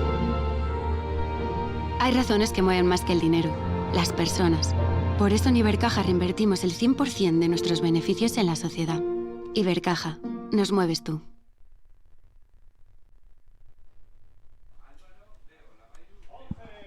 Hey team, welcome back. We are still following the women's race in this 2025 World Mountain and Trail Running Championships. The uphill, 6.4 kilometers, 990 meters of elevation gain on that course. And as they're now popping out of the pine forest just for a bit, we see more and more of the women's field, the women's contingency. Again, 44 nations represented. So it's actually quite even. There were 49 nations in the men's. So it's a pretty even representation. We appreciate that. 44. Look, Nina Engelhardt out front, and not a big gap from what I could see here on the screen. So she's definitely not comfortable with that. But again, she'll know exactly where she is. So again, there'll be a bit of controlling, I'm sure, in terms of her pace. But it does look to me like Susanna Sapunki is closing the gap. Would you agree, Martin, with that? Yeah. She was hard on her heels. Yeah, looking good. And it doesn't look like he has changed much. They seem to be running about the same pace because since we saw them probably 3-4 minutes ago, it looks like the gap is the same. Do you know if, because I don't know them well enough, I know Nina likes to run, but do you know a little bit more about Susanna and if she actually feels good in the steeper part, which could possibly lead to a late closing? Yeah, both. Both of them. She's an all-rounder because again she's been doing more flat and faster running as well. Okay. So she's definitely improved in that area. But yeah, her background in steeper uphill running is also really strong. So I'd also rate her very highly on an up and down course as well. So yeah, really strong. She has actually come off an injury, so we've talked about that a lot. I mean, but that was earlier on in the season, and she actually felt that she would probably be stronger on the up and down tracks, but her injury was such that she only was able to run comfortably on uphill tracks. So that's in a way that's why she's ended up concentrating on this race. But again, this is a flat section, and watch how Nina's stretching out, using her arms for a bit of balance there. I'm impressed at the pace she's running out, Yeah. Like those switchbacks allow for a bit more running and not like a super intense grade, but the way she's moving, it's like super legit. Yeah, well, Nina's also one who doesn't race a lot. Last year, she really, and I know she did have an injury last year, but stayed very quiet. Also this year as well. And again, somebody who's really concentrated on the big appointment today. And maybe on that flatter section, might have just stretched out her lead a little bit.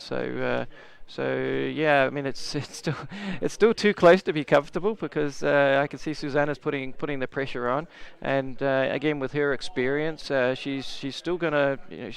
I wouldn't expect her to blow up. She's somebody who knows how to pace, and all right, okay, has got good experience. Good to know. But again, it'll be a brand new world champion this year, defending champion Andrea Meyer from Austria, not competing today. Again, Andrea Meyer, multiple world champion with 7 titles, if I'm not mistaken. So that's a record for mountain running in terms of number of world championship titles won over her. Her very long career. Yeah. No, Andrea's amazing, and I mean her mountain running career has spanned longer than mine has, and to be honest, she has raced this year and still been hyper competitive as well. Approaching 50 years old. So. That's insane. I mean, I remember so vividly when she took the win in 2023, like the joy, and you could see what it meant to her. It was a beautiful moment. Oh, winning at home. I mean, that's something special. That was the extra joy, yeah. Yeah, something that I've had the chance as well to experience. So something that is really unique when you can win a world championship title on home soil and in front of your home fans. It's something that we will both remember. Okay, back into the forest again, little forested section, but quite cool to see this drone footage where you can see it does duck in and out of the forest here. So there are sections where you don't really have a gauge of where you are in the race, but I wish the drone could just actually dive in a little bit. Maybe we could just set up an FPV so they could actually weave through the trees and get right behind the runners. So I'm guessing that's a reception thing, and they need to be high up to... Well, we'll set you up with the remote control so you can actually drive the drone, Martin.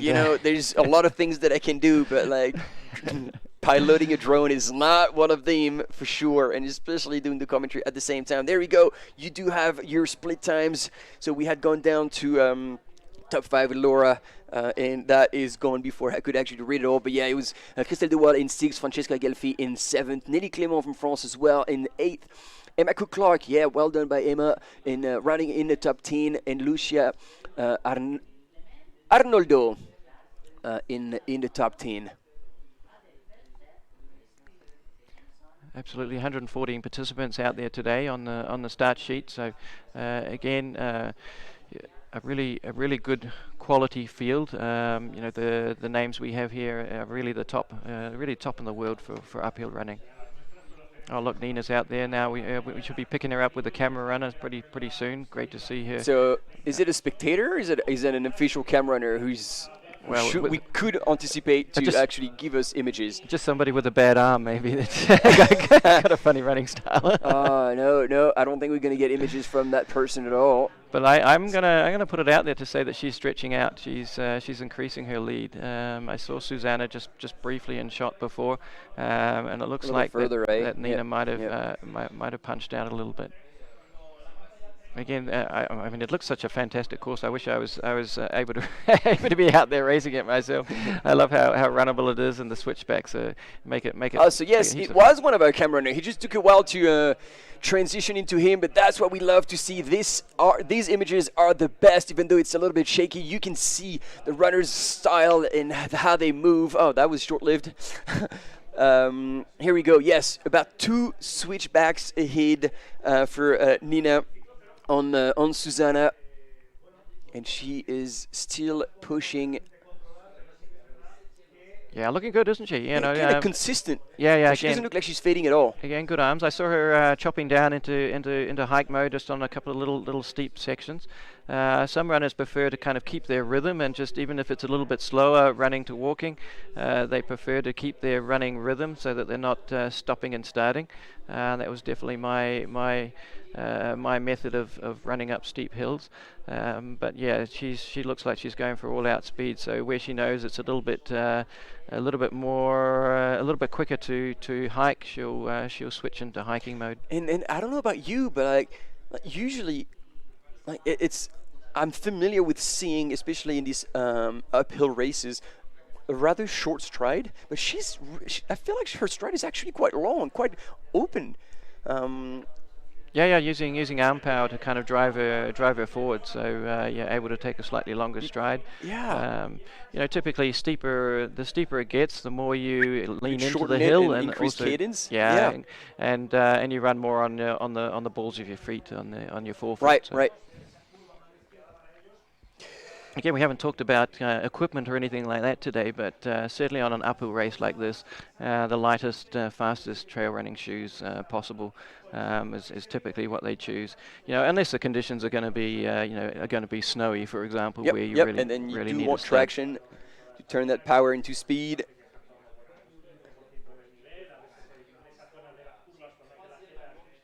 And I'm glad we're having these images because we actually didn't have them with the means. And so I'm glad, like everybody at home usually are complaining about the women's race. Well, now we're offering far more images of the women's race that we did for the mean.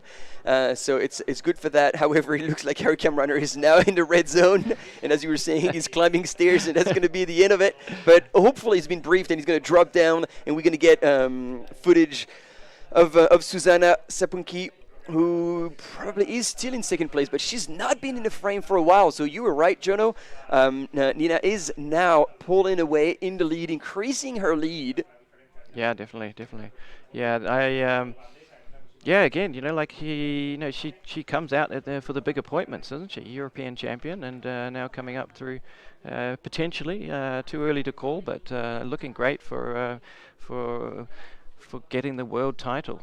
And so at the checkpoint, Nina had 13 seconds on Susanna, and then already 50 seconds on Marta Chemutai.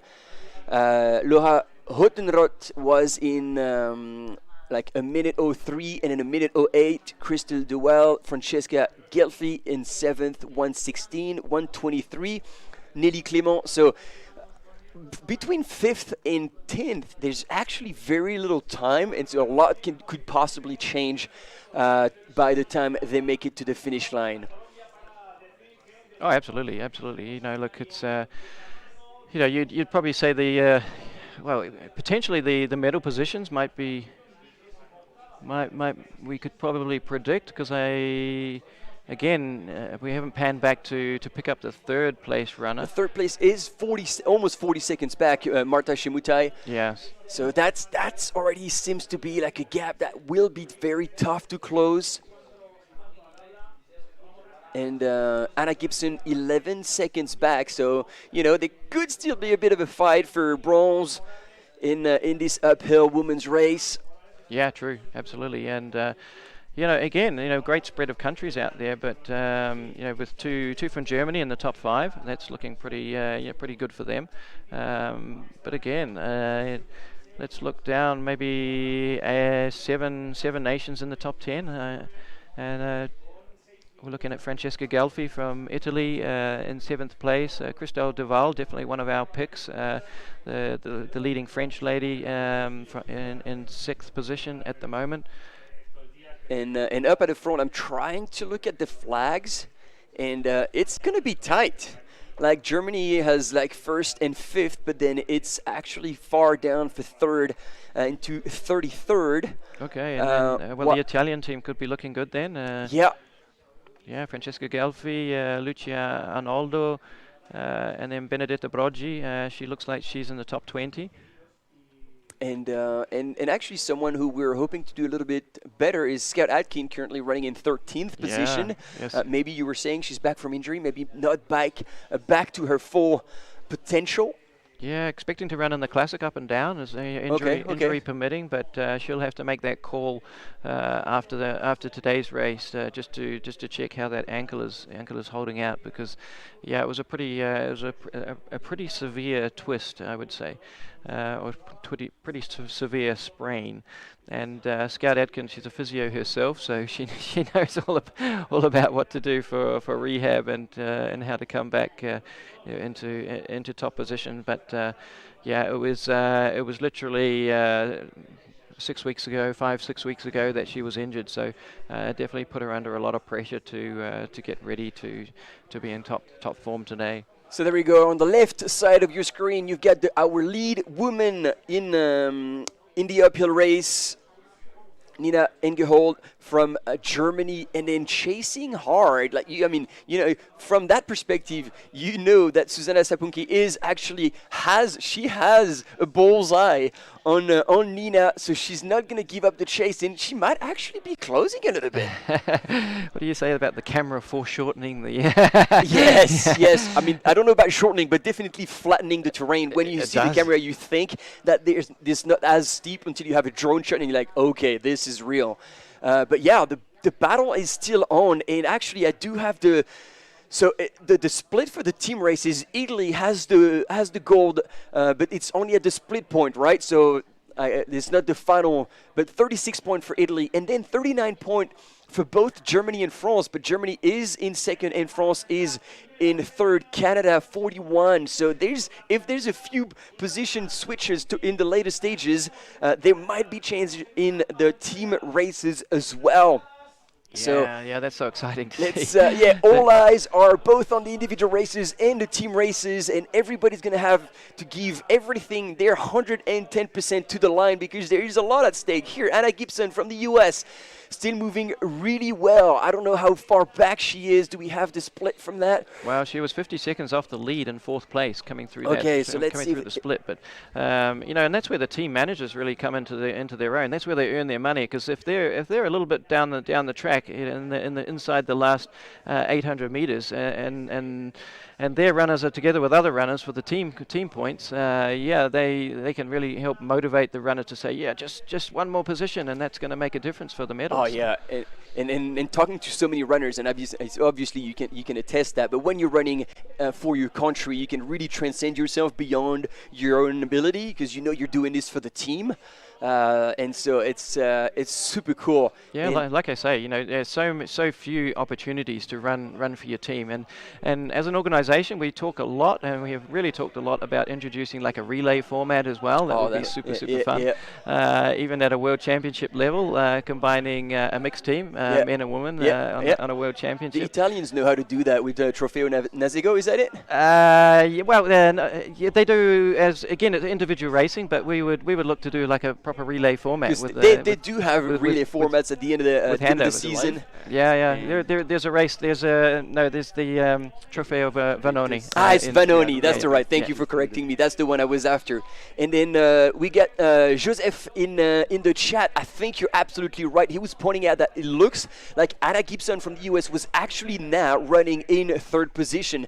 So let's wait for the actual footage of Anna and see if she is indeed, because... So what's happened to Martha Chimitai? She might have fallen back. She was only 11 seconds back, and we were talking about this just earlier, that Anna Gibson can close really strong, and especially on the switchbacks that are still runnable. She has the speed. Yeah, absolutely. She's got wheels, yeah, for sure. I know she has been concentrating on mountain and her off-road running training for this season, 100%. I mean, she's a runner with great quality, running in the Olympic trials for USA as well. So she's got a great athletic background. And she's been out for more than a week as well. So again, the travel is a big deal. So runners coming over early, making sure that they're that they get over the travel early enough to prepare as well as they can. And she took care to do that. Coming out early to set herself up for today. And see here, like she's transitioning into power hiking. We're getting into that final kick, that final wall that is far steeper. And you see she's trying to transition between running and power hiking. But the way she's power hiking is excellent. Like that's masterclass, exactly how you do it. You're bent over, hands on knees, pushing hard. See, you can even grab the ground because it's so steep. Yeah, I can see she's pretty fatigued now. She's really hitting the wall. Like, and you can see it on her face as well. Like now she's in a pain cave. Lactates are burning, the legs are burning, but you're right now holding on to the gold medal. So mentally, this is where things switch. And I don't know, like you've probably been in that situation. How do you talk yourself into carrying on? Well, you effectively got to concentrate on what you're doing. Again, try and get your breathing under control for a start. And look, she's so fatigued. She's a little bit off balance, so she's struggling a little bit with the with the technical side of the terrain. So let's see if we can see how Susanna's doing on the same terrain. So it really looks like she feels she's under pressure. She's actually going maximum speed that she can go, given the steepness of the terrain there. So just at the bottom of your screen is Anna Gibson, and so we just caught a glimpse, and Susanna was running on that hill. She's just transitioning back the blue and blue tops and shorts back into power hiking. But man, that gap is not much. And that's gonna give Susanna a lift to see Nina stumble like that. I think she's tasting blood right now, and she's on the hunt. I just saw Susanna look up as well, and typically, when you're concentrating on that steeper climbing, you're kind of head down, looking where your feet are going. But she's in the race. She's racing Nina, and she knows that she's closing down on her. So this is going to come down to the wire, and it could come down to leg speed at the end there. and it's what we want to see. This is what the beauty of racing is, just like nothing's done until it's done here. From the US, Anna Gibson is also power hiking to try and at least maintain that bronze medal. Oh no, I think she's got her sights set on even higher things. I said at least to secure a medal for Team USA. Yeah, she knows she's in the hunt. Susanna's looking good to me, and this is really the first time we've been able to see just how difficult the terrain is at this point. Remy Bonnet made it look so easy as coming up here, but yeah, it is super steep. I don't think this is closing. I agree with you that Nina looked a bit more spent and that she wasn't moving as fast, but from that drone footage, there's still so much. It's little, but it's so. They're getting close to the finish. Yeah, I was counting the seconds. It was still more than 10 seconds. Yes. It's going to be hard to close. We got someone in the chat saying 12 seconds. It is close, but yet so far. And I think, Jono, you had it absolutely right. Is when it gets to the runnable section, even if it's so short, it's whoever's going to get to switch back to fast running, quick leg turnover, and hopefully make it. But look at this. I think she's having her second win now. She smelled the barn. She's like, all right, this is it. You unplug the brain. The pain's gone, and it's all transcending yourself. Nina is back in full force, and it doesn't look like she's going to fade. It looks like it's going to be gold for Germany. Yeah, look, and if you get to the top and there's a little downhill section to the finish, you're not going to close that unless they're right together. So she's held on really, really well. Given she obviously went through a really difficult patch there. I think not so confident on the more technical part of it. This is the final kick. Yeah. She's emptying the tank now. She's going for it, running back. And people are lining up to the sides to witness that win in this uphill 2025 World Mountain and Trail Running Championship in a women's race. Look at her go. She's switched back into running. The finish line is right there, and it's going to be in the bank. Yeah, she can see it. She might have a quick look over her shoulder just to check she's got it before she starts any celebrating. But she would have fought hard to get that one, but this is it, ladies and gentlemen. No, she's Nina Engelhard for gold. Yeah, hasn't she paced it well? Shaking her head in disbelief. This is it. Breaks into a smile. Yeah, that's what we like to see. You Oh, know, what a leave it all race. out there on the track, you know.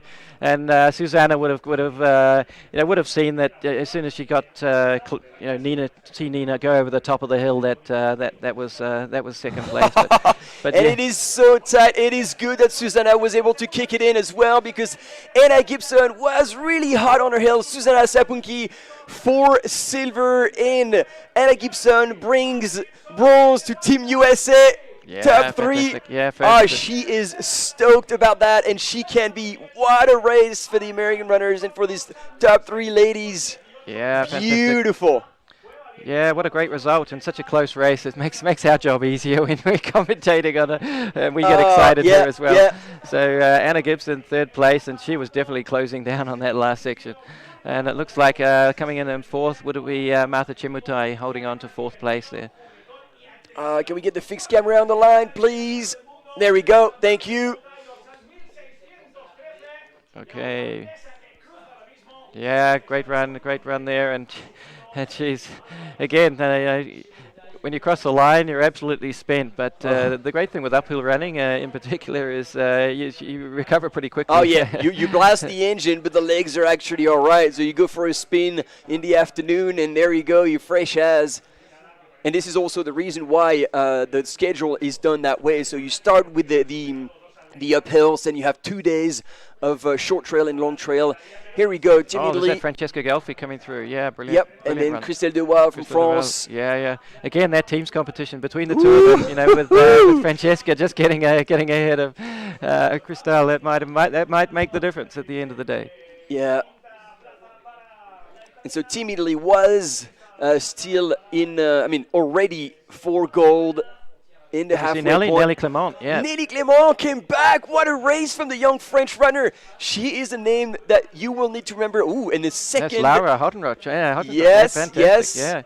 Yeah. Germany is creeping up. So we had 2 from France, 2 from Germany, and 2 from Italy. No, we had 2 from Italy crossing the line. Not yet. No. Hey. Okay, more Matisse coming up here.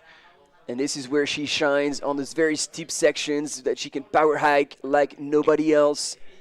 Yeah, and that looks like Emma Cook-Clark coming through to the finish. Yeah, I love seeing Maud do that technique because she kind of does it really. Oh yeah. Nobody really well. can pass Maud on such steep sections. Okay, there's Kirsty Skye Dixon just crossed the line from Great Britain, Northern Ireland. And here we have the classification. Yes, we have had 2 Italians crossing the line. So Christelle Deval, then Lucia Arnoldo, Nelly Clement, Laura Hottenrott, Emma Cook-Clark, rounding out your top 10.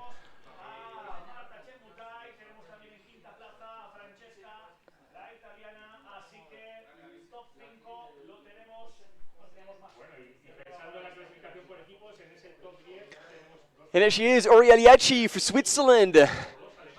Another name, up and coming. She's got really solid reference. She made the qualifying times on the 10K and a half marathon on the road earlier this season for European champs. And she's been doing extremely well. She was 5th at CRZ now, if my memory doesn't fail me.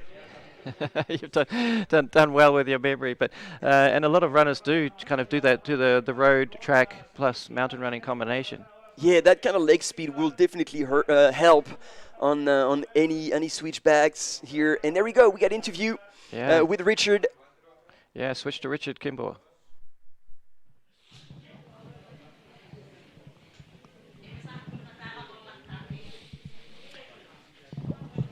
We're here at the finish line, of course, with Nina Engelhard, the winner of the uphill race in the women's division. Nina, fantastic running today. You look so strong throughout the race. How do you feel? Oh, I'm really, I don't know what to say. It was the toughest race of my life. From, I don't know, kilometer 2, I was thinking I have to die. It was really, really, really tough, and I could see the girls behind me. And yeah, that was the only thing to go forward. And this is an amazing achievement for you. You're a European champion last year. Now you're the world champion. How does that feel? Yeah, I can't believe it. I don't know. I mean, European, that's a different number of I don't know. I don't know most of the girls from the other nations or other continents. And I don't know what to say. I'm speechless, really. I remember seeing an interview with you after the European win when you said that you really don't like flat running. So as soon as the uphill started in that race, you were very happy. So this race, perfect for you. Yeah. I just had a look on the course yesterday, and I was thinking from the beginning, whoa, that's my course, really. It was steep, it was cool. The view here is amazing. I've never been to the Pyrenees before. And yeah, it was great. The weather is so nice. Yesterday it was so foggy and snowy, and today the sun was shining for us, so that was really, really great. And I was happy to have the chance to start, and I mean, I think I will need some time to realize that I really won this race. That's fantastic. Thank you so much. Huge congratulations. We're going to move through the other podium place females as well. Such a competitive race. Thank you, and greetings to all the people who watched me from my hometown. I know that there were so many people on the stream. I love you. Thanks for your support. Of course, huge congratulations there to Nina. Please go and get yourself some warm food and a warm drink. Just take a step to the side, and we'll just bring in Susanna, of course, our second placed female runner today from Finland. You're warming up now. Let's make sure you're wrapped up nice and warm. It's pretty cold today. Yeah. How do you feel? Amazing second place run for you too. Yeah, it was a really good race. I served Nina all the time, so I tried to push, but she was so strong at the end of the race. We could see you in the later stages of the race starting to look like you might mount a comeback. You were starting to catch up. You could see her just in the distance there. Did you feel at some point you might be able to catch up? Yeah, the half point I think I maybe can catch up, but no. This last really steep part was really difficult for me today, and yeah. And I know that you're not just a very talented runner, but also very talented skier, mountain biker. How much does that help you in races like this when the terrain is so technical and steep? No, honestly, I'm not the best technical uphill race, more like a little bit like a 10K or 15K uphill is perfect for me, but technical, no. And how does this compare to running in Finland? There's so much amazing scenery there, but the mountains here are quite special. Yeah, in Finland we don't have any mountain, but I have lived for 4 years in Italy, so I have really good training conditions in Tuscany camp. Fantastic. Well, huge congratulations again, Susanna. Please get yourself warm. We'll make sure we look after you at the finish line. There's lots of nice things to enjoy just around the corner here. And we'll stay here at the finish line. Of course, our third placed podium finisher, Anna Gibson from the US. Anna, how do you feel? An amazing race for you too. Oh, I'm so excited. Yeah, epic day. Really fun out there. And how did the race go for you in terms of strategy and pacing? Because it was obviously a very tough competition around you today. No, it definitely was. I mean, it was a bit hectic at the beginning. It kind of felt like a road race, which is great for me. I come from a track background. So yeah, it felt like a really fast start, and then it just pinched into this staircase, and I was fortunate to make it up the stairs pretty fast and settle into a really good position in the top 10 pretty early. And then yeah, I was kind of just climbing through that top 10 the whole race, and found myself in third, and it opened up, and you can see all the mountains up here. It's beautiful. I think that was what was so impressive for us watching. You very steadily moved up through that top 10. I think you only took the third place somewhat late in the race, but you're obviously pacing very well. How did you manage that? I mean, it's really hard in a field like this. It's so competitive. You can't base where you are or how your day is going on everyone else. You just have to think about, okay, how do I feel right in this moment? And I felt incredible today. So I was just kind of trying to dissociate from where I was and just think about how I felt and use that to gauge where I should be pushing and where I should take a little bit of a rest. And so yeah, I just kind of locked in on how I felt, and that put me in a really good position. And just give us a word about the scenery here. Obviously there's so much amazing scenery where you're from in the US, but this is a pretty special place to run. Yeah, it's really special, and honestly I didn't get to see the whole course beforehand, so this whole upper section, when you can see for miles, it's crystal clear out here, that was just amazing. And I looked up at one point, I was like, wow, this is really cool. And I think that's just the vibes I have to bring to have my best day. Thank you so much. We must let you go because there's a lot more for the podium athletes to do after they get to the finish line. And you've got a lot of supporters here, I think, from Team USA. They were all cheering you at the finish line. Many other runners here in the next few races from the Team USA. Yeah, there are a lot of people here. It's been really fun.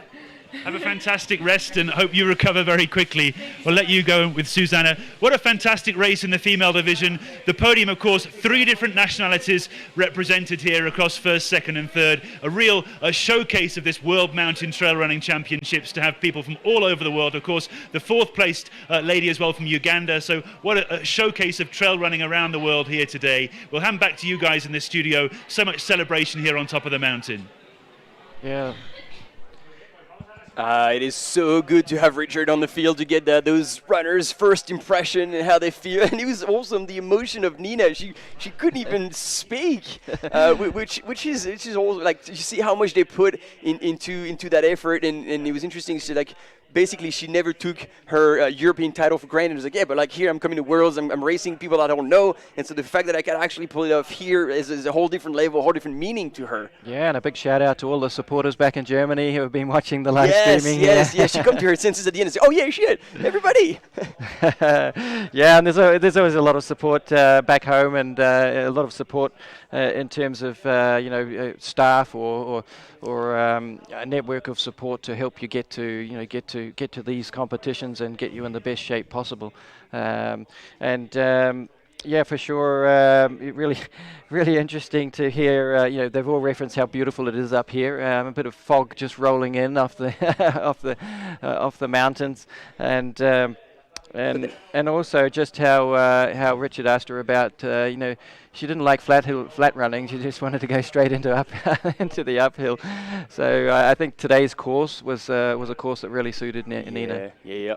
And so there we go. After looking at the individuals, it looks like we do have our team rankings, and it is Team Italy that's taking gold today with Francesca Gelfi, Lucia Arnoldo, and Benetta. Oh, you were talking about her, Benetta Brogi. Yep, Benetta Brogi. She's really come on this season. Actually, even the 4th place runner Martina Falchetti, she's also had a strong season. Maybe she would have been expecting to be in the team points, but look, it just shows when you pack well, 5th place, 7th place, 19th place makes up the winning team today. But boy was it tight. We couldn't call it until the official results came in. No, indeed. And then taking silver is France with Christelle De Waal in 6th position. Nelly Clément, the young talent, a really rising star, 8th position, so in the top 10 for her first World Champions. Absolutely fantastic. And Marie Nivet, 3rd place in the French team in 22nd position. Yeah, but what a run from the Canadian team to take out the bronze medal. Emma Cook-Clark, 10th position. Jade Belsberg, who I've seen run before, and again, I knew she was kind of on my list as being someone to watch, hovering around the top 10.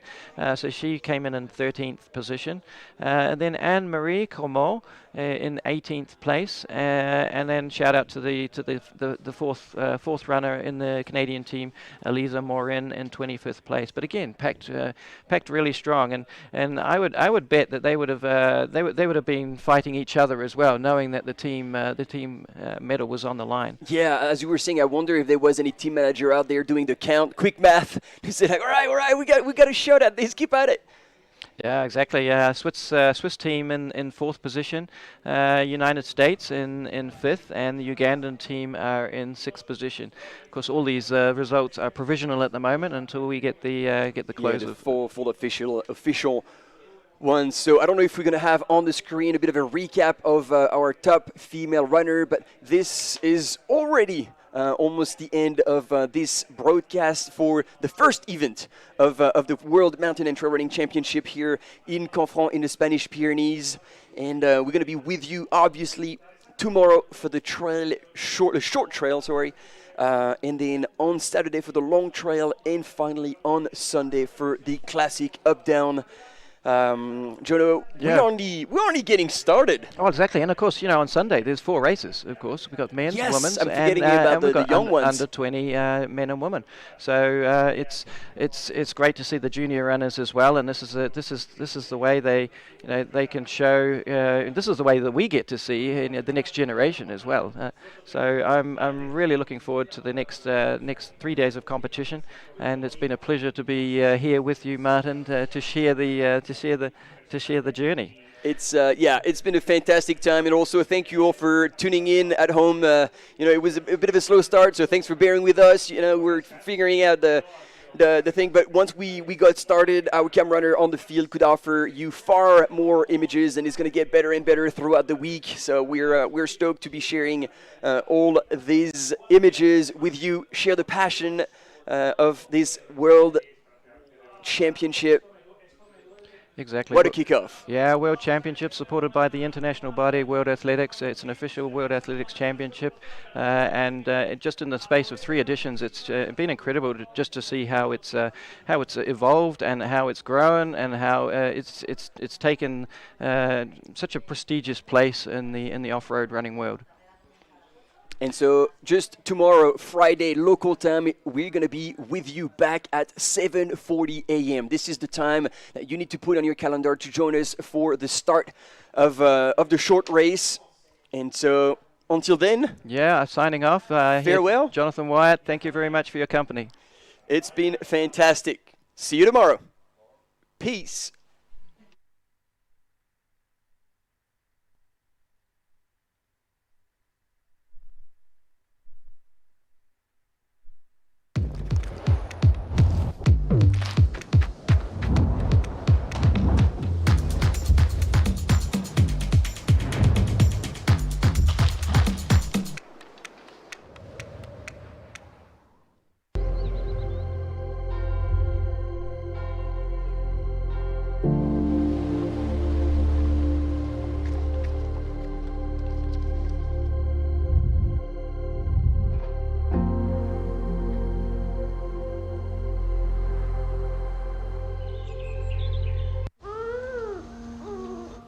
Así que es usted, ¿eh? Usted es la princesita que ha hecho que me tenga que ir del centro de la ciudad. La que ha hecho que busque algo que en la vida pensaba iba a buscar. Monovolumen. Porque claro, tiene que llevar sus cositas, sus toallitas, sus pañales. Y es usted también la que me ha cortado las alas para volar por ciudades europeas cualquier fin de semana con mi mujer. Tan a gusto. Porque ahora tengo que ahorrar. ¿Sabes qué? Usted me ha cambiado la vida. Hay razones que mueven más que el dinero, las personas. Por eso en Ibercaja reinvertimos el 100% de nuestros beneficios en la sociedad. Ibercaja, nos mueves tú.